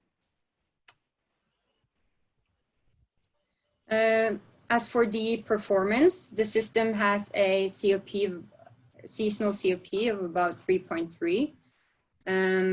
However, when we reduce the inlet water temperature down to 5 degrees, we get a considerably higher COP. This is because the expansion losses due to the high gas cooler outlet temperature is reduced. Other challenges that should be mentioned with implementing these kinds of systems is that this is part of a refurbishment. So you will have often some problems with the existing systems. And for this case, part of the system had to be rebuilt, and also the supply pipes for the hospital had to be insulated again to reduce heat losses. But in the case of India, that would be to reduce heat gain for cooling systems. So this is very important because this represents a big portion of losses. Then we have the other type of system, which is designed and controlled after the heating demand. An example of this is a heat pump and cooling system that was installed in a Norwegian hotel here in Trondheim in 2018. And it was the first adaptation of a CO2 integrated solutions for a hotel. And this system has a heating capacity of 280 kilowatt and a cooling capacity of 75 kilowatt. And as you can see from the sketch here you have a very simplified sketch of the heat pump unit. But the heat pump unit, it recovers heat primarily from the chilled water ventilation cooling circuit, but also alternatively, because the heating demand is much larger than the cooling demand, it can recover from air evaporators. And then it upgrades the heat to 2 different temperature levels. So delivers the heat to 2 secondary circuits, one with high temperature above 60 degrees, where the high temperature heating takes place. So here we have domestic hot water reheat from 50 to 80 degrees. And we have also heat for radiators for space heating during the coldest day of winter.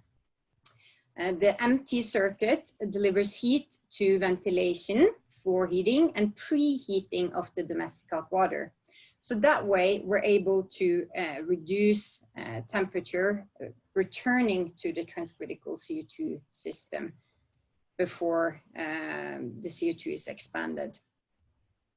So for this type of system, the design of the secondary system highly influences the efficiency of the CO2 system, and is maybe a bit more interesting in this case because the system has to be designed to be highly flexible because we have large variations in demand. And this system is of course controlled by the heating demand because we have the hot water demand, which is about 50% of the heating demand in the hotel. And then the remaining is for space heating. And the cooling capacity, it depends on the heating demand. So that means that if the heat pump is not running at all, we can't run the cooling system. And here you see a TS diagram that kind of shows the distribution of the heat, how the heat temperature or heat is delivered to the two different circuits. After doing an analysis of the system, we found a seasonal COP all over the year for 2.9. But something interesting that we discovered is that the COP highly depends on the mode of operation. So how we run it, especially for hot water production. So this figure here shows the difference in COP between charging and no charging of the hot water tanks. So then we see that at higher temperatures, we have a significant increase in the system COP when we're doing charging compared to no charging because of the lower return temperatures. Again, this was a refurbishment situation integration, and then we see the same challenges that we have with the other systems. We have to look at the system as a whole. How does it integrate with existing equipment and so on? And some measures also had to be taken here to ensure a successful implementation. And some other interesting results that we had from this, where we have a CO2 system that is combined with heating and cooling, and we also have hot water storage to kind of buffer the demand. We see that actually with these storage units, we reduce the consumption or acute demand with 150 kilowatts the worst days in the morning, because we're able to supply that with storage. So what does this mean? We can install a smaller unit or smaller heat exchanger to produce continuously over the period of 24 hours instead of just producing the hot water exactly at the time we need it. So for the hotel owner, especially in Norway, we could also reduce the cost of running the system because we pay for the peaks in power that we use. So this is a big advantage. The third system that I want to talk about in terms of CO2 integrated systems are the systems where the heating and cooling kind of share dominance. And this is typical for food processing and other industrial processes where the demands are accurately defined in advance. We know what kind of cooling demand and heating demand we have during the day. And as an example here, we have a project that we have been talking a little bit about earlier today, the hot water heat pump for the school kitchen for Akashaya Patra Foundation. And this system both has cooling and hot water storage. So here we have storage on both sides. And this is key for a successful implementation in this case. Why? When we look at the demands in the kitchen, we have a daily heating demand of 1800 kilowatt hours. And it looks like this. If you look at the orange line in this figure, we have a huge demand between 3 o'clock in the morning and 12 o'clock midday. For the cooling demand, we have a demand that kind of starts when the temperature goes up and then reduces during the evening. So what happens is that we do not have synchronized demands. So either we would produce too much heating, we would have a surplus of heat or a surplus of cooling energy if we did not implement some kind of storage. And we did some calculations together with Sintef Energy to investigate how the operation of the storage, dependent on what time we operated, would influence the need for storage volume. So then we did some calculations from, say we ran the heat pump system from 4 till 5 p.m. And then we would need 14 cubic meter of hot water storage and 65 cubic meter of cold water storage, which is somewhat unrealistic. But if we were just to shift the operation and production of hot water to another time, we would increase the hot water storage somewhat, but reduce the cold water storage significantly. So here we see that the way you choose to operate the system will highly influence the investment cost, but also the size of the system. Then we have some other success factors that must be taken into account when integrating these kinds of systems. Now we've looked at the kind of 3 main systems and how we classify them in terms of demands, but then we're on to different design factors. Okay. So first of all, when we look at these kind of systems, we have to have some kind of customized system, especially in the terms of secondary systems. We have to look at what demands do the customer or building have and what sources are available at the location. And the secondary system design must be flexible. And here we have an example from the hotel that I talked about earlier, where we had heat rejections to the high temperatures first. So radiators, ventilation units, domestic hot water preheat, and then defrost if necessary. And this is so important to reduce the CO2 temperature before expansion. That is key with these kinds of systems, to do heat distribution in series if you have several needs.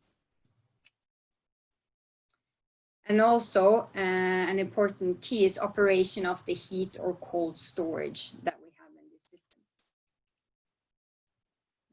There we go. First of all, storage dimensioning, which we talked a little bit about when we looked at the Akashaya Foundation example.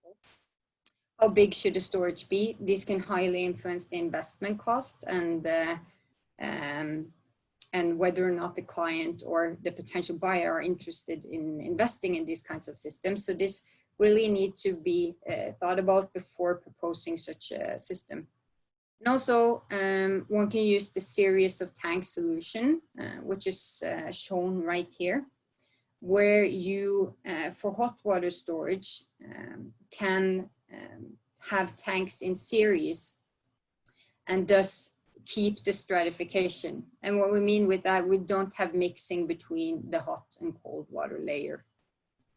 And this is very important, especially when you have a circulation loop, which is typical in buildings where hot water is consumed throughout the day. So hotels and hospitals and so on, you need to have some kind of circulation around the building.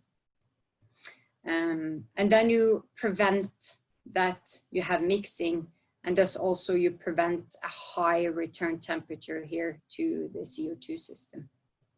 So during charging, hot water is supplied from the CO2 system to the last tank and is pushed through, and the cold water is supplied again to the for reheat. And then we end up in a situation here where the stratification is intact. And also the charging strategy.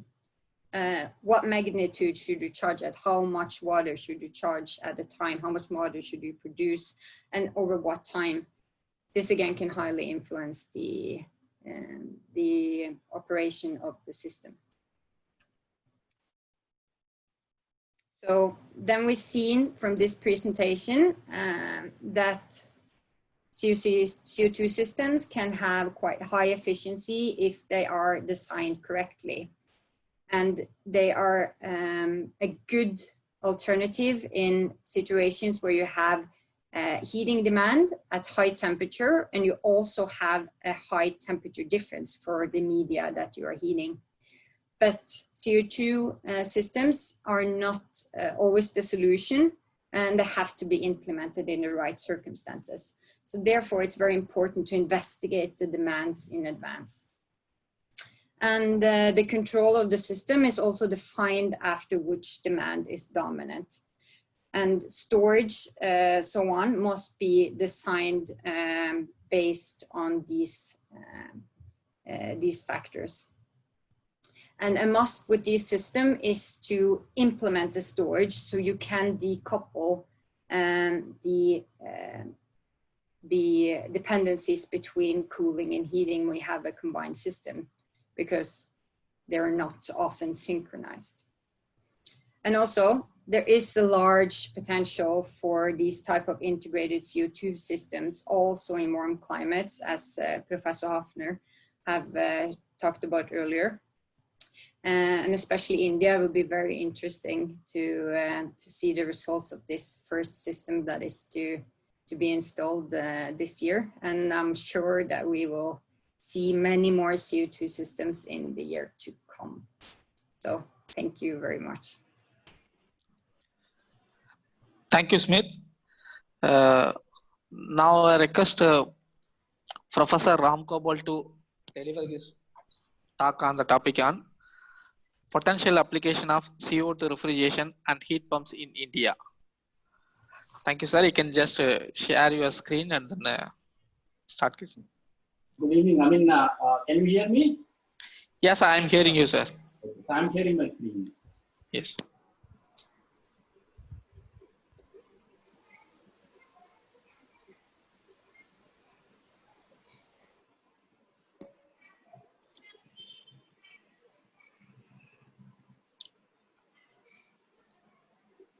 Good evening, everyone. And first of all, thank you, IIT and IIT Madras, for inviting me for this talk. Sir, could you talk a little bit louder, sir? Your voice is very low. Good evening, all. Thank you very much for inviting me for this workshop. Am I audible now? Yes, sir. Okay. So I'm going to, I think, having heard Professor Hafner and their team, I'm afraid I have nothing much to say. But anyway, I'm going to discuss some simple applications of CO2-based refrigeration systems, which we feel have potential in India. As all of you know, I think I can quickly go through the introduction. As a refrigerant, CO2 is one of the oldest, but it was discarded in 1930s due to the introduction of CFCs. And it is reinvented by Professor Lorenzen in 1980s. Initial interest was as replacement for R12 in automotive air conditioning systems, but subsequently people found that CO2 can be used in many other applications. It has huge potential because of its unique properties, but there are many practical issues. Some are inherent and some are man-made. So it requires a really concerted effort and innovative ideas to realize the full potential of CO2 refrigeration systems. So these are the applications. Most of the applications are very nicely covered by my earlier speakers. So you can have a thermodynamic cycle, which can be a subcritical cycle, typically in large industrial refrigeration systems, etc. You can have transcritical cycles. So the classical application or the intended application was in mobile air conditioning systems. You can also have transcritical cycles for domestic and commercial heat pumps, hot water heaters, heat pump dryers, supermarket refrigeration, and small vending machines. And another very good application is in cascade cycles, where CO2 is on low side and other natural refrigerants like ammonia are on the high side. So these can find application in frozen food cold storages or large commercial and industrial refrigeration systems. It is also possible to think of cascade cycles where CO2 is on the high side. That means CO2 operates in transcritical mode. And some other refrigerant like ammonia or hydrocarbons on the low side. So what are the potential applications for these kind of cycles? But they can be used where you require simultaneous refrigeration and heating, like dairy farms, etc. Then you can also think of CO2-based trigeneration systems. For example, one can think of solar-based systems, a trigeneration system, which produces refrigeration, heating, and power. Typically, it can be used for desalination or dairy applications, etc. And very important application of CO2 is not as a primary refrigerant, but as secondary fluid. So as a secondary fluid, it can find application in supermarkets, cold storages, air conditioners, refrigerators, etc. So I think this has been discussed earlier. I'll just quickly go through this. What are the typical characteristics of transcritical CO2 cycles? As all of you know, the heat rejection is non-isothermal. So there is no phase change, so condenser is replaced with a gas cooler. And discharge pressure is independent of refrigerant temperature. And there is a possibility of optimizing the discharge pressure to maximize CO2. And optimum discharge pressure depends on several parameters. And when you are using transcritical cycle, we require modifications both in components as well as in controls to get the best performance out of the system. Of course, the COP of simple transcritical cycle is relatively low, so we require advanced cycles. And why the COP is low has been mentioned earlier. So throttling is a major source of loss. So the throttling losses can be reduced to some extent by using dedicated subcooling systems, using ejectors, expansion turbines, etc. I'll just compare the CO2 system with the conventional refrigerant system. For example, I've taken an example of air conditioning. Let us say we want to maintain a room at 25 degrees, ambient is 35 degrees. So we have connected a refrigeration system. Typically, the evaporator is operating at 7 degrees centigrade and the condenser is operating at 54 degrees centigrade. A simple system. So if I am using conventional refrigerant like R134A, so this is the TS diagram.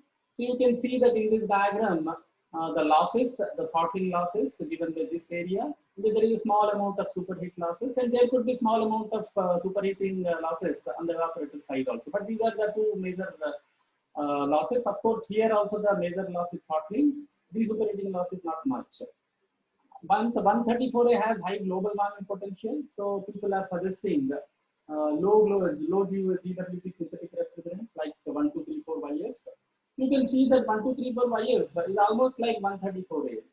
So in terms of operating pressures, etc., it also has considerable throttling loss, but the de-superheating loss is less, right? So one can use 134A and 1234YF, and we can expect similar performance. But suppose if I use CO2, so you will find that since the temperature, heat rejection temperature is much higher than the critical temperature, we have to go for transcritical cycle. The moment you go for transcritical cycle, you don't have any condenser, so you have a non-isothermal heat transfer. So the heat transfer takes place like this in the gas cooler. This introduces a large amount of throttling loss here and a large amount of de-superheating loss. So obviously, because of this large amount of losses, the COP of this system is expected to be much lower than the COP of 134A or 1234YF. So this is a simple system without any modifications.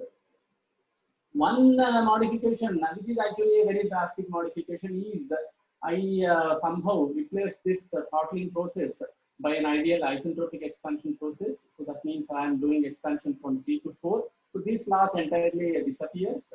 And instead of using a constant heat sink, I'll be using a non-isothermal heat sink. So for example, I'm using this heat for some other purpose. So the de-superheating loss is also reduced. So you can see that by modifying the throttling process and by modifying the heat sink profile, we can reduce the losses considerably, and we can expect that the COP increases significantly, okay, for the simple cycle, right?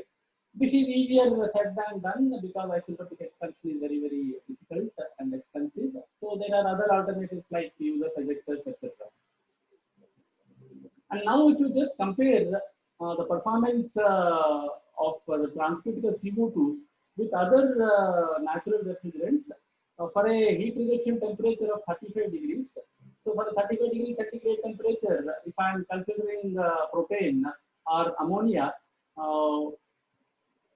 they will be operating in subcritical mode, whereas CO2 will be operating in transcritical mode. If you just check the COPs for different evaporator temperatures, you can see that the COP of CO2 system is much smaller, inferior to ammonia and propane. And ammonia and propane are somewhat closer, and ammonia gives the best performance. But one thing we can observe here is that the difference quite naturally decreases as you go towards lower temperatures. And when you are trying to operate the system at higher evaporator temperatures, let us say for air conditioning, etc., the difference is large. So this system may not be viable if you are operating, if you are thinking of using it for air conditioning or temperatures which are on a higher side. So if we require systems operating at higher evaporator temperature, we require advanced cycles. Okay. But one very big advantage of CO2 is that the systems can be extremely compact. So if you have applications where you don't care so much about CO2, but you are more interested in compactness, etc., then maybe you can consider the simple system at the cost of losing some CO2. So now I'm just, this figure shows comparison between subcritical cycles. So suppose I'm operating CO2 in a subcritical mode. That means I've considered the condensing temperature of 25 degrees and 15 degrees, blue line for 25 and red line for 15 degrees. And again, I've considered three natural refrigerants, ammonia, carbon dioxide, and propane. So you can see that as the evaporated temperature is increasing, as like in the previous case, like transcritical case, your carbon dioxide gives somewhat lower performance compared to ammonia or propane in terms of CO2, right? But again, at the lower evaporated temperatures, the difference in performance is probably acceptable, okay, with some modifications. But what is the big advantage with carbon dioxide is in terms of the volumetric flow rate. You can see that this line is the volumetric flow rate required for carbon dioxide, whereas the other ones are the volumetric flow rates for ammonia and propane. So you can see you get a big advantage with very low volumetric flow rates, which means your compressor and other components will be very compact. So this is one advantage. The other advantage compared to ammonia, you can see that the discharge temperatures of CO2 are much smaller, especially at low temperatures. If you see, the discharge temperature of carbon dioxide is much smaller than that of ammonia. But of course, the lowest discharge temperatures are with R290. Okay. So this is a comparison between subcritical cycles. Okay. This means that for subcritical cycles, CO2 performs very well in terms of compactness, and CO2s are somewhat comparable, especially at low evaporated temperatures, and discharge temperature is lower than ammonia. Okay. So CO2 is highly suitable for low temperature refrigeration applications because it is performing well at low temperatures. So we can think of using it in a cascade cycle where CO2 is in a low side. Now again, if you consider the possibility of getting simultaneous cooling and heating, so suppose I want to produce hot water or some other heating application. Again, if you compare these three refrigerants, ammonia and propane and carbon dioxide, you can see that if I am using different 0 degree centigrade as evaporated temperature and 35 as the condenser temperature, with ammonia, you get the temperature of discharge gas varying from about 75 to 35 degrees. So this is the variation. Okay. But with the 290, you don't really get any advantage because the discharge temperature is very low. So this is an advantage if you are interested only in cooling, but if you are interested in getting heating also, this is not a good choice. But if you look at carbon dioxide, as I have already mentioned, since here the discharge pressure can be made independent of the temperature, I can produce different temperatures just by changing the discharge pressure. So for example, you can have 120 degrees centigrade, 120 to 35, if your discharge pressure is around 110 or so, or you can have 100 degrees to 35, or you can have 75 degrees to 35. So you can control these temperatures by varying the pressure. So you can really produce pretty high temperatures if you require high temperature heat. Okay, so the same is shown in TS diagram. So you can see that for 125 bar, you see the heat reduction line, 100 bar, 90 bar, etc. So there is a good potential for using this system if you are interested in both refrigeration and heating. So this is the best possible refrigerant for simultaneous cooling and heating applications. The other thing I have mentioned is the use of CO2 as secondary fluid. I feel that this is extremely promising. This graph shows comparison between the diameter ratio for different evaporator or different temperatures. What we have plotted here is the ratio of the diameter of any fluid to the diameter of carbon dioxide, okay, versus temperature. This temperature and average temperature. And this figure shows the area ratio, right? That is heat transfer area ratio versus temperature. Okay. So if the ratio is more than 1, means CO2 will be, the other fluid will have a larger diameter. You can see that for most of the temperature range, the diameter ratio is much larger than 1. That means the other fluids, like all these are commercial secondary fluids. Okay. If I also included water and calcium chloride brines and sodium chloride, etc. So you can see that carbon dioxide gives the smallest diameter for most of the temperature range. So you get a very compact system. Similarly, the required area ratio is also much smaller compared to other fluids.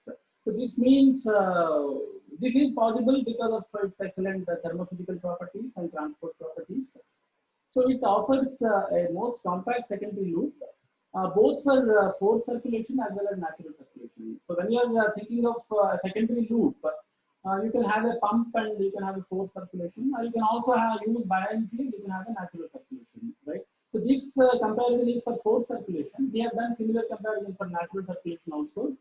And even for natural circulation also, we find that you get very compact loops if you are using CO2, right? So these are some of the aspects of CO2. Then if you look at the applications, this is a typical cascade refrigeration. So you have the storage space and ammonia is on the high side, CO2 on the low side. So that the heating is load is taken first by carbon dioxide and then it is transferred to the ammonia in this cascade condenser. Okay. Even though I have shown here plus 2 degrees and 35 degrees, it will be very beneficial if this is operating at much lower temperatures. Okay. So obviously, you know that the advantage of this system is that it removes the toxic ammonia from the conditioned space. So ammonia can be confined now to the plant room, so you can control it much better, and the safety aspects will improve significantly. So this is essentially to ensure the safety, and you can also reduce the amount of ammonia used by confining ammonia only to the plant instead of supplying ammonia all over the conditioned space. You can have a very compact loop and with very low charge ammonia system. Right? So this again improves the safety of the overall system. Okay. Of course, when I am using cascade, instead of using direct ammonia, if I am using cascade, I am introducing additional resistances, which means that there will be some additional losses. So the performance will be slightly inferior compared to pure ammonia system. Okay. For this application, okay. The other possibility, as I said, instead of using a cascade, I will be using carbon dioxide as a secondary fluid. So here this is a forced circulation loop, so I am using a pump for pumping liquid carbon dioxide through this coil, and it extracts heat from the conditioned space, and the vapor goes back, condenses, and comes back. Right? So which is a forced circulation based secondary loop system. And for moderate temperature lifts, probably this gives a better option compared to a cascade cycle. If your temperature lift is very large, then cascade is definitely advantageous. But if the temperature difference is not very large, but you are interested in a safe system, then the secondary loop based system may be more attractive. This figure shows a comparison. What we have calculated is what is the total power required versus the refrigeration temperature. Okay. And we have considered 3 cases. One is pure ammonia, that is a single stage ammonia system, and then ammonia as primary refrigerant and CO2 as a secondary refrigerant. So here CO2 is operating as a volatile secondary loop. Okay. And then we have also compared this with the newly introduced synthetic refrigerant 1, 2, 3, 4, 5, 5 years. So you can see that across all the temperature range, the power consumption of the simple ammonia system is smaller. It is much smaller compared to 1, 2, 3, 4, 5 years. And when I have introduced the secondary loop system, you have a small penalty because, as I said, we are introducing additional delta T's. So, but you can see that even with this secondary loop, this performance is better than 1, 2, 3, 4, 5 years. Right?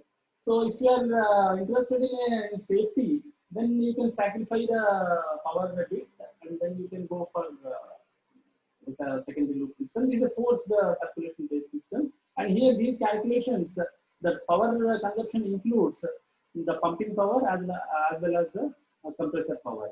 Okay, and the calculations are done for a 30 TR capacity cold storage operating at different storage temperatures. Again, this table shows comparison between different cycles. For example, if you consider a base cycle as R22, base cycle as R134A, base cycle as R290, 717, then cascade, then secondary fluid as forced circulation, secondary fluid as secondary volatile, single phase, natural circulation, etc. So all possible cases are considered, and these are the conditions for which the calculations are done. What are the temperature differences, etc. So you can see that the best performance is obtained by base cycle 717, okay, followed by R22, etc. And the cascade cycle is also pretty good. It is much better than single stage synthetic refrigerants, and it is also better than propane. Okay, but if I am using the secondary fluid forced circulation as single phase, you find that the performance is not very good because you have a large pumping power, because you have to handle a large amount of fluid, and also your compressor power consumption increases because of the larger delta T. Right? And instead, if I am using a volatile secondary loop for circulation, you can see that the pumping power is very small, 0.21. So it is 36.81 kilowatts as against 36.05 kilowatts of cascade. Okay, so you can see that, and the secondary loop system is much simpler compared to cascade. So you can see it has a good potential.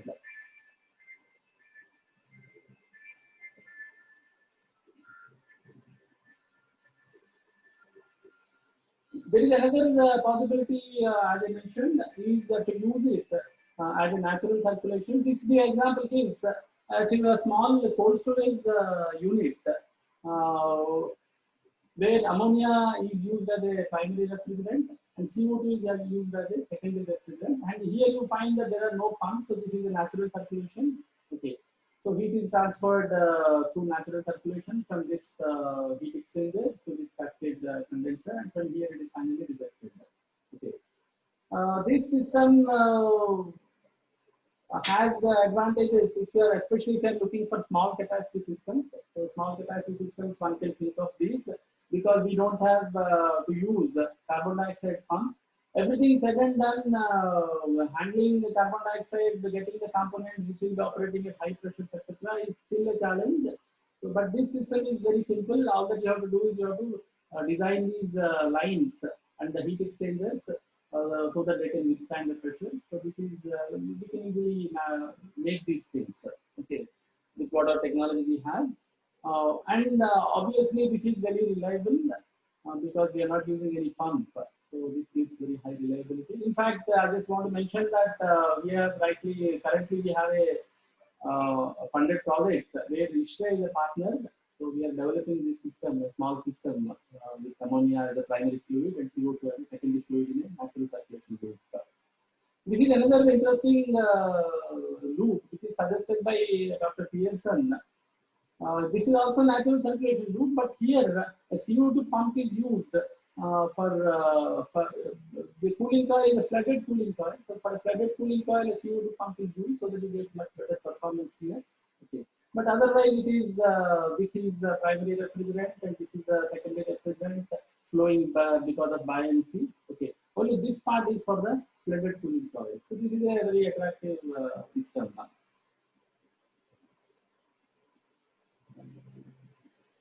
So other applications, this is just a conceptual thing. In domestic refrigerators, all of us are aware that typical domestic refrigerators have a freezer compartment and a fresh food compartment.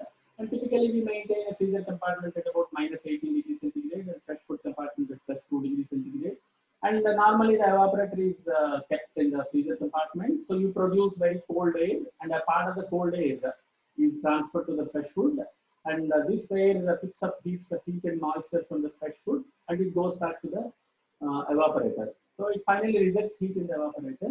This is how most of the frost-free refrigerators are designed.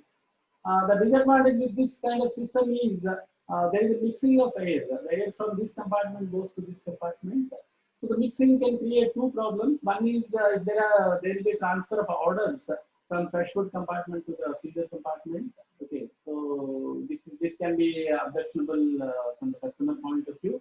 The other very important point is most of the moisture is generated in the fresh food compartment. So if you're using this kind of a system, all this moisture is transferred to the evaporator and it forms frost over the evaporator. So you have to periodically defrost the evaporator. So this means additional energy consumption because of defrosting. And as frost forms, the performance also degrades. Okay, so this is a typical disadvantage of this kind of systems. So one possible solution is to decouple these two compartments in terms of airflow, but connect them using a secondary fluid. So you can, for example, think of a secondary loop where you have a CO2 evaporator here.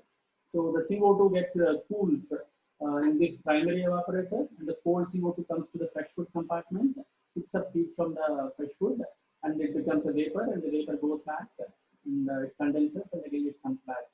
Okay, so this way I have isolated these two compartments. And most important advantage is I am not transferring moisture from this side to this side. So there is very little frost formation here. Okay. And theoretically during the off cycle, there can be heat transfer from this to this, and whatever little frost has formed here can melt without any external defrosting. Okay. This is conceptually simple, but there are a lot of issues whenever we are using CO2 as a secondary fluid, because when the system is off, the pressure will shoot up. So how do you handle that pressure to shoot up? This is something which needs to be looked into. Okay. So this I have already mentioned. You can eliminate order transfer, and you can also recover the cold that is stored here. And external defrost can be avoided if it is designed properly. So these are the applications where we are primarily interested in cooling side. But the other very promising application is where we are interested in both cooling and heating. So this one application on which we have done some work is a heat pump dryer. Actually, one of our students has done this for a laundry drying. So you can see the schematic of the system. So we have a gas cooler evaporator in the drying chamber. So the air is heated, the hot and dry air passes through the drying chamber. This is where the product is fed and the dry product comes out. So as the air flows through this, it picks up moisture from the drying chamber, and some moisture we throw out and some fresh moisture we add. So again, there is a ratio. You can control this ratio, how much air you are throwing out, how much air you are recirculating. Okay. So this mixed air first flows through the evaporator, because whatever moisture you have picked here, that can be dumped in the evaporator. So we are utilizing the refrigeration capacity of the system for cooling and moisture removal. Okay. And again, here you have an opportunity of bypassing some air. So you can bypass some air and directly send it through gas cooler. Why do you want to bypass? Because if you are passing through the evaporator, not only the moisture content reduces, its temperature also reduces. So if the temperature reduces, then the gas cooler exits, the air temperature will be less. Right? So depending upon what is the moisture load here, we can control this bypass ratio. Okay, and we can mix it in a proper proportion. Right? So ultimately, again, I am getting a hot and dry air, so it can recirculate. So a fan is used for maintaining this circulation. So a detailed theoretical analysis was done on this system many years ago. And like is the typical performance of this system. We have compared this for different ambient temperatures varying from 20 to 40 degrees. And this is the typical heating COP. This COP is reasonably high, and this is how the dryer inlet temperature varies. You can get a dryer inlet temperature depending upon ambient temperature. It can vary from about 55 to almost 72, 73 degrees centigrade.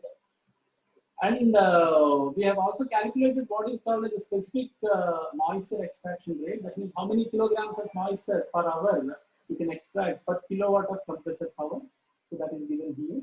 And this is the moisture extraction rate for different ambient temperatures. So we have compared this with conventional drying systems, and it is found that this system has a lot of promise. Of course, conceptually this has been studied by many people. So a lot of information is available on this. The other system is again for milk pasteurization. So this is again work done by one of our research scholars. So here we are using both cooling as well as heating for pasteurization and chilling of milk. So milk enters here, and it exchanges. Typically, milk enters at about 4 degrees centigrade, and it gets heated up sensibly in this heat exchanger, and then it gets pasteurized in the gas cooler, and then from the gas cooler, it comes back to this heat exchanger, and there is a transfer of heat between the hot fluid and cold fluid, and finally it passes through the evaporator, gets chilled and goes out. Okay. So normally 4 degrees centigrade milk enters, and 4 degrees centigrade milk comes out after getting pasteurized, right?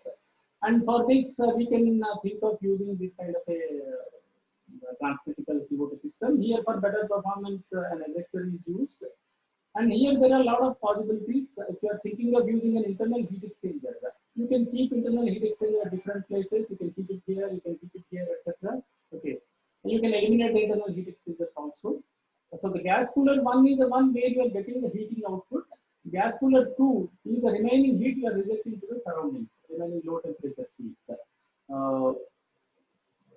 Okay, so this is a conceptual system on which again we have done a lot of theoretical work.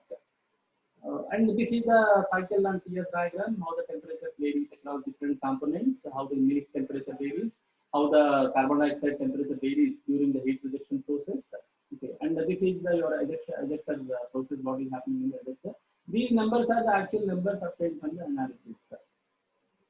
And these are typical results for different gas cooler pressures, because again here you can optimize the gas cooler pressure for best performance. So by varying the gas cooler pressure for different heat rejection temperatures, you get different performance and different optimum pressures. Okay, and this system is compared with a conventional system where you use a refrigeration system for chilling and a heating system for pasteurization.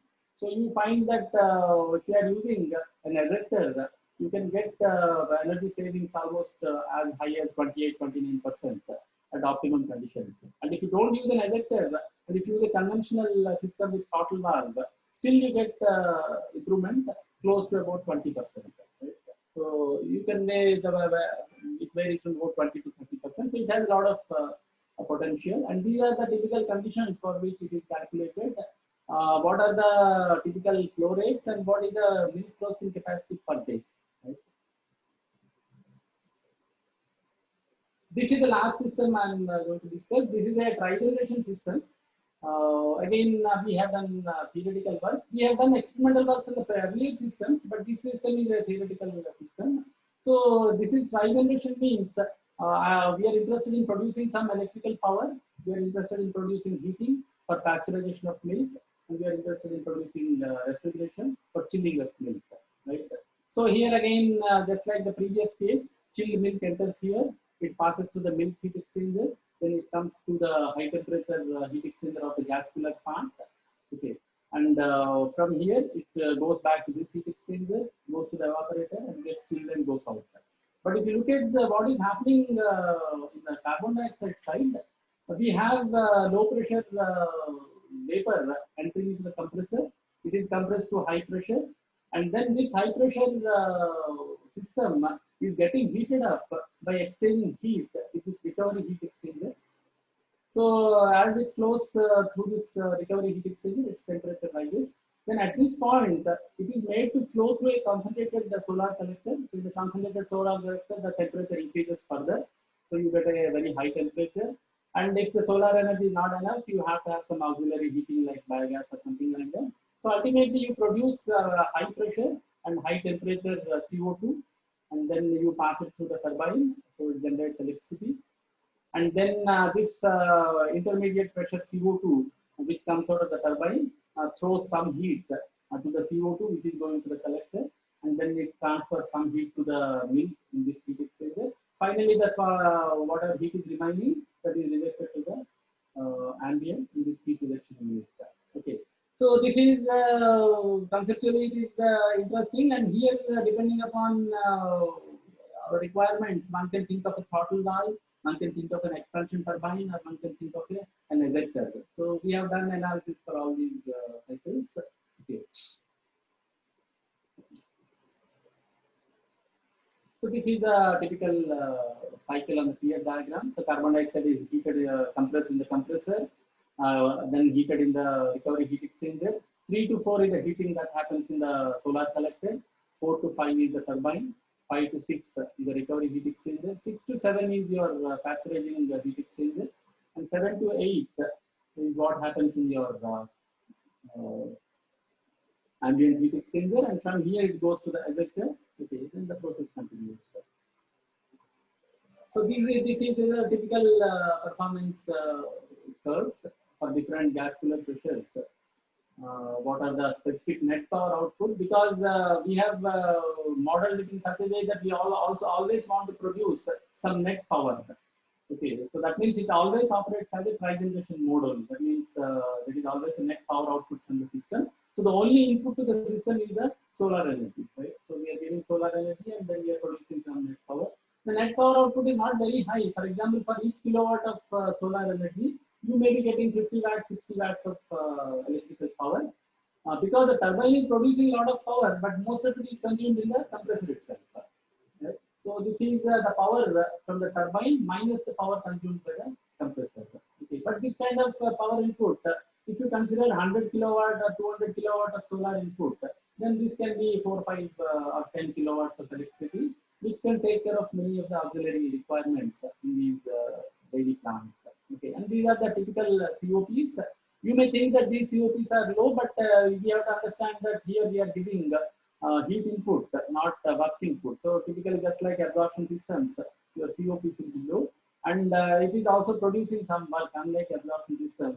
Okay, so this is a typical trigeneration system. So these are some of the systems which we feel have potential especially for our conditions. There are many other systems which are at a very advanced stage, as shown by the NTNU group. So as I mentioned, it offers several potential applications ranging from very small domestic refrigerators to very large cold storages. And advanced cycles offer performance that is comparable or even better than other conventional refrigerants. However, simple systems also find several applications because sometimes there is a competition between simplicity and complexity. So simple systems may work in certain applications and advanced cycles in some other applications. So we have to consider both. But the main problem, of course, especially for a country like us, is if you have to really realize its full potential, we have to focus on development of components.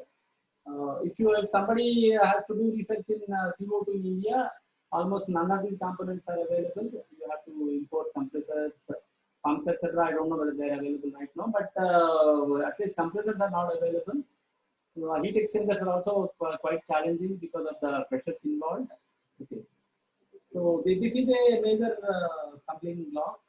So in this respect, I feel the secondary loop systems have much better potential, at least right now, because those systems don't require all these components. Maybe pumps are required if they are using forced circulation. Otherwise, we can easily construct one. Okay, so they at the moment they have a better chance of becoming commercialized. Okay, subsequently we can have the other systems also. And as I said, these systems become viable in the long run only when we have indigenized components, because if every component has to be imported from some country, that is not going to offer a viable solution. So this is a very challenging task. That means indigenizing the component design and manufacture. So this requires huge industry support. And a very important thing is that there are a lot of misconceptions about CO2 based systems, especially with reference to the operating pressures and all. So we have to have large scale demonstration of these systems to eliminate these misconceptions.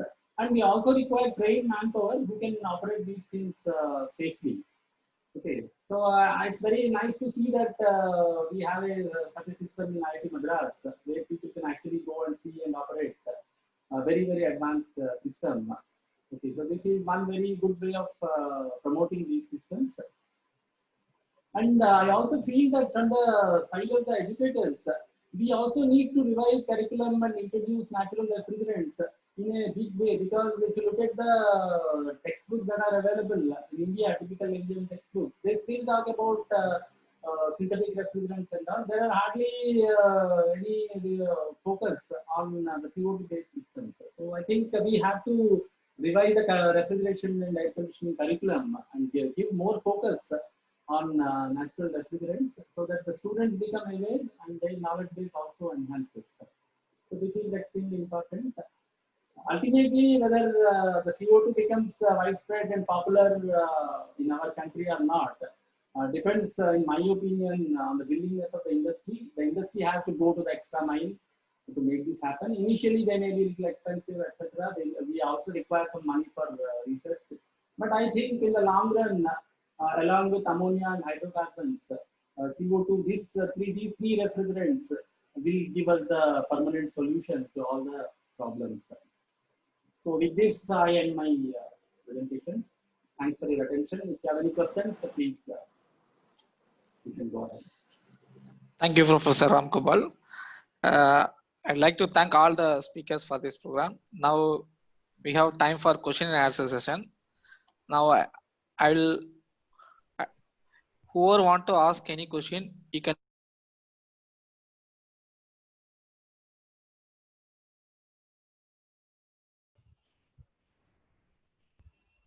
Alessodi, you're not. We can't hear you. Sorry, whoever want to ask any question, you can unmute yourself and then speak. Ask your queries. Thank you.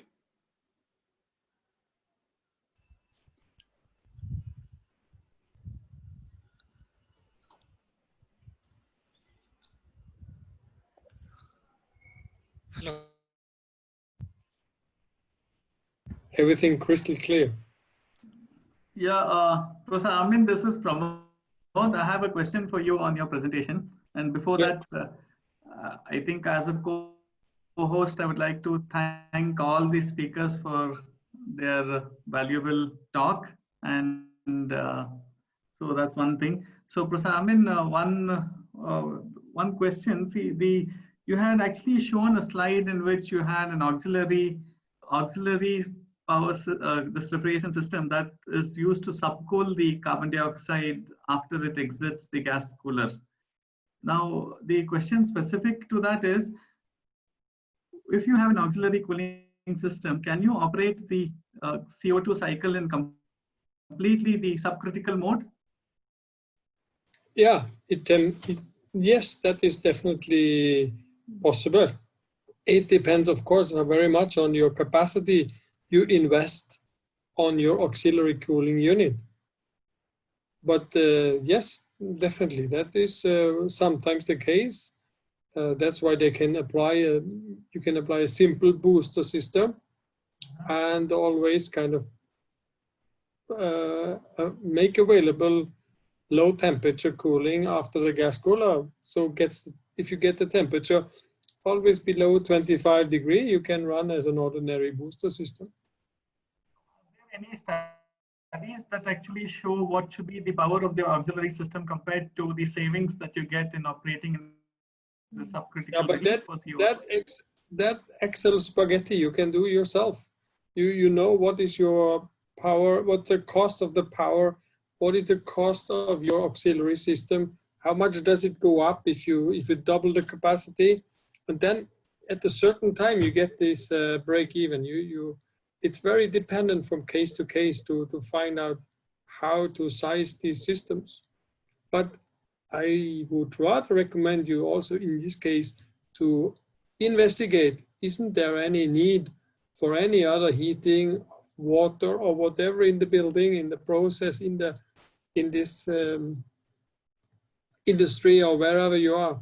Because if you can provide that for very few, the investment will be much lower if you invest in a second heat exchanger, and maybe you get even paid to deliver some of the heat. So I would recommend to investigate the surrounding of your process a bit better before you install another auxiliary system. So it can also bring down the total system pressure considerably lower, right? Yeah, of course, that you can do. But if you, as I said, that's the whole focus should always be how can we reject more heat, or where can we reject the heat and make use of it? How can we make it useful in other processes nearby and so on? And that's where when CO2 comes into the comparison, I mean, if you just do air conditioning, CO2 is not the best candidate. You can do it much better with R290, with ammonia or whatever. But if you have a combined system where you can fulfill different needs, and one of them is to lift some fluid to a very high temperature level, then CO2 has a chance. And it makes sense to implement it if you don't have any other constraints on flammability and all this stuff, which is the case for all the new fluids, which you will see in the market. In a very short period from now, if you leave the traditional HCFCs, HFCs, and so on, the new fluids will all be flammable, because that's the only way to get the GWP, the global warming, down. So then we compare always different flammable system, even if it's a fluorocarbon system. So that's why this the hydrocarbon itself represent a very competitive kind of, it's a very good alternative, because in the future you have to do anyhow the safety regarding flammability, whatever fluid you're using, except CO2. But I say it's not, it doesn't fit everywhere. But when you have simultaneous cooling, heating, high temperature lift of the fluid, then CO2 makes sense. Or, as nicely explained by Professor Raman Gopal, if you go to very low temperatures. But what was not directly in the presentation is, if you have to go to -50 or -45, which is sometimes required by industry, then CO2 is even better than ammonia, because in ammonia you go below atmospheric pressure, and at -50 you are still above, you're still at 6, 7, 8 bar in the system. So when it comes to practical implementation in industrial freezing application, you will see a lot of CO2 systems. Sure. Actually, I had that slide in my presentation today, that yes. Both ammonia as well as R134A would operate below the atmospheric pressure if you go below -40. Yeah. And 134A even below -25. Around, I think there is right. Yeah. So CO2 gives you much wider operation band compared to any other fluid. And yes, when you go to a cascaded system. I fully agree, Pramod, and especially also investigate the temperature glide, or what does half a bar pressure drop mean on difference in saturation temperature. You can have a huge temperature glide above these evaporators because of the properties. And if you have CO2, you get a much more homogeneous temperature at these low temperature applications. That's true. I think I had actually, one slide that also talks about a cascaded system. The charge of ammonia would come down by 90% if you have CO2 plus ammonia cascade. Yeah, you can have it very compact in the machine room, and just you distribute CO2, and then it gets a very competitive system. I think in the interest of time and other things, see this, I could not give my talk today, but there is an article by Professor Armin on marine refrigeration, a very comprehensive article that has come out in 2019. It's available on the net, but it's worth reading for the entire audience. I had that in my presentation, but that's something that I think in the interest, the audience, if there's anybody interested in marine refrigeration, then that is an article that people should refer to. And probably we can share the printouts of the presentation today to the attendee or the people who have signed in, so then they can find the references. Sure, yeah. Thank you. So I'm done with my questions. So Professor Meyer. Yes, I think it is time to wind up, I think, because it's already 8:15. We already, even in spite of you being dropping off, thank you. We overshot the time already. And I think Professor Mr. Alsode, can you please take it forward to wind up? Yeah. Now I request Mr. Hari Prasad, ISRE Chennai Chapter K12 Chair and the ASTRE Chennai Chapter Secretary, to propose vote of thanks. Yeah, thank you. Good evening, everyone. Most valued participants and committee members. It's my privilege to have been asked to propose vote of thanks on this great technical session. I know we are ahead of time, but I really want to thank many people who has contributed to this program. I'll just take few minutes to thank everyone. Okay, myself, Hari Prasad from IIT and ASHRAE chapter. I thank IIT for hosting such an interesting seminar with 4 different topics, and yet they are connected to each other. The topic itself were interesting ones, and the delivery was indeed an awesome one. Starting with first topic by Professor Armin Afner from Norway. It was like a kickoff into the technology world, well neatly portrayed through the basics. I think we should break the barriers what he has told to us. So in order to make more systems into the current technology. So the next topic was on challenges and remedies for IE pumps by Professor Satyanarayan Sheshatri. So the concept, he has delivered the concept very nicely and engaged almost all audiences. The challenges have been very well explained.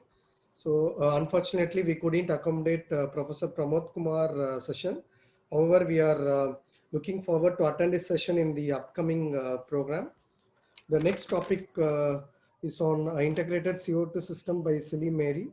It was indeed an awesome once again presentation was very nice.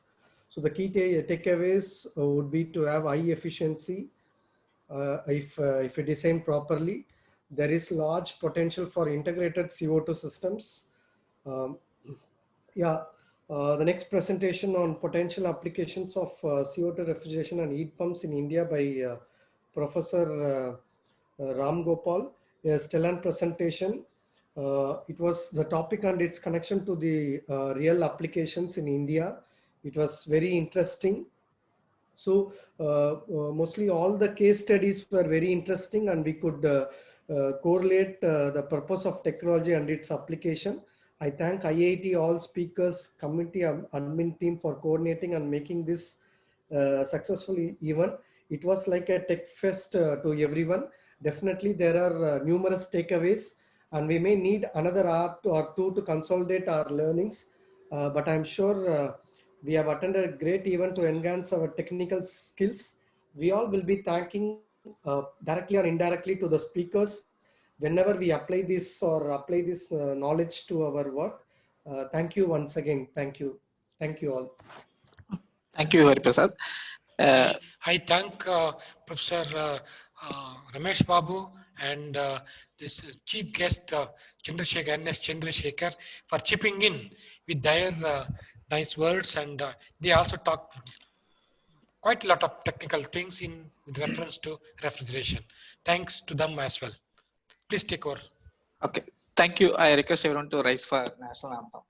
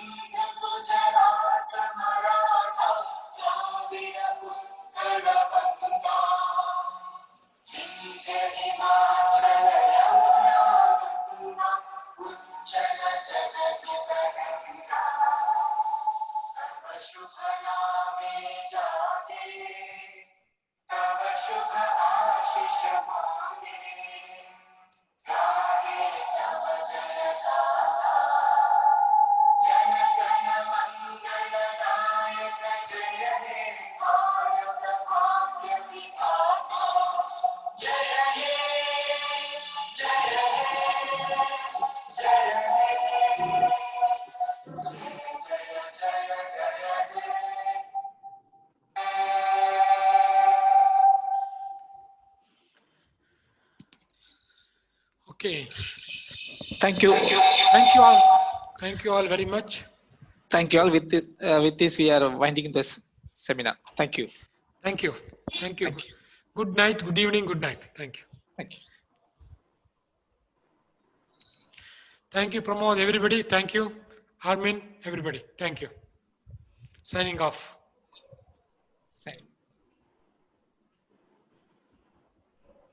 Thank you all.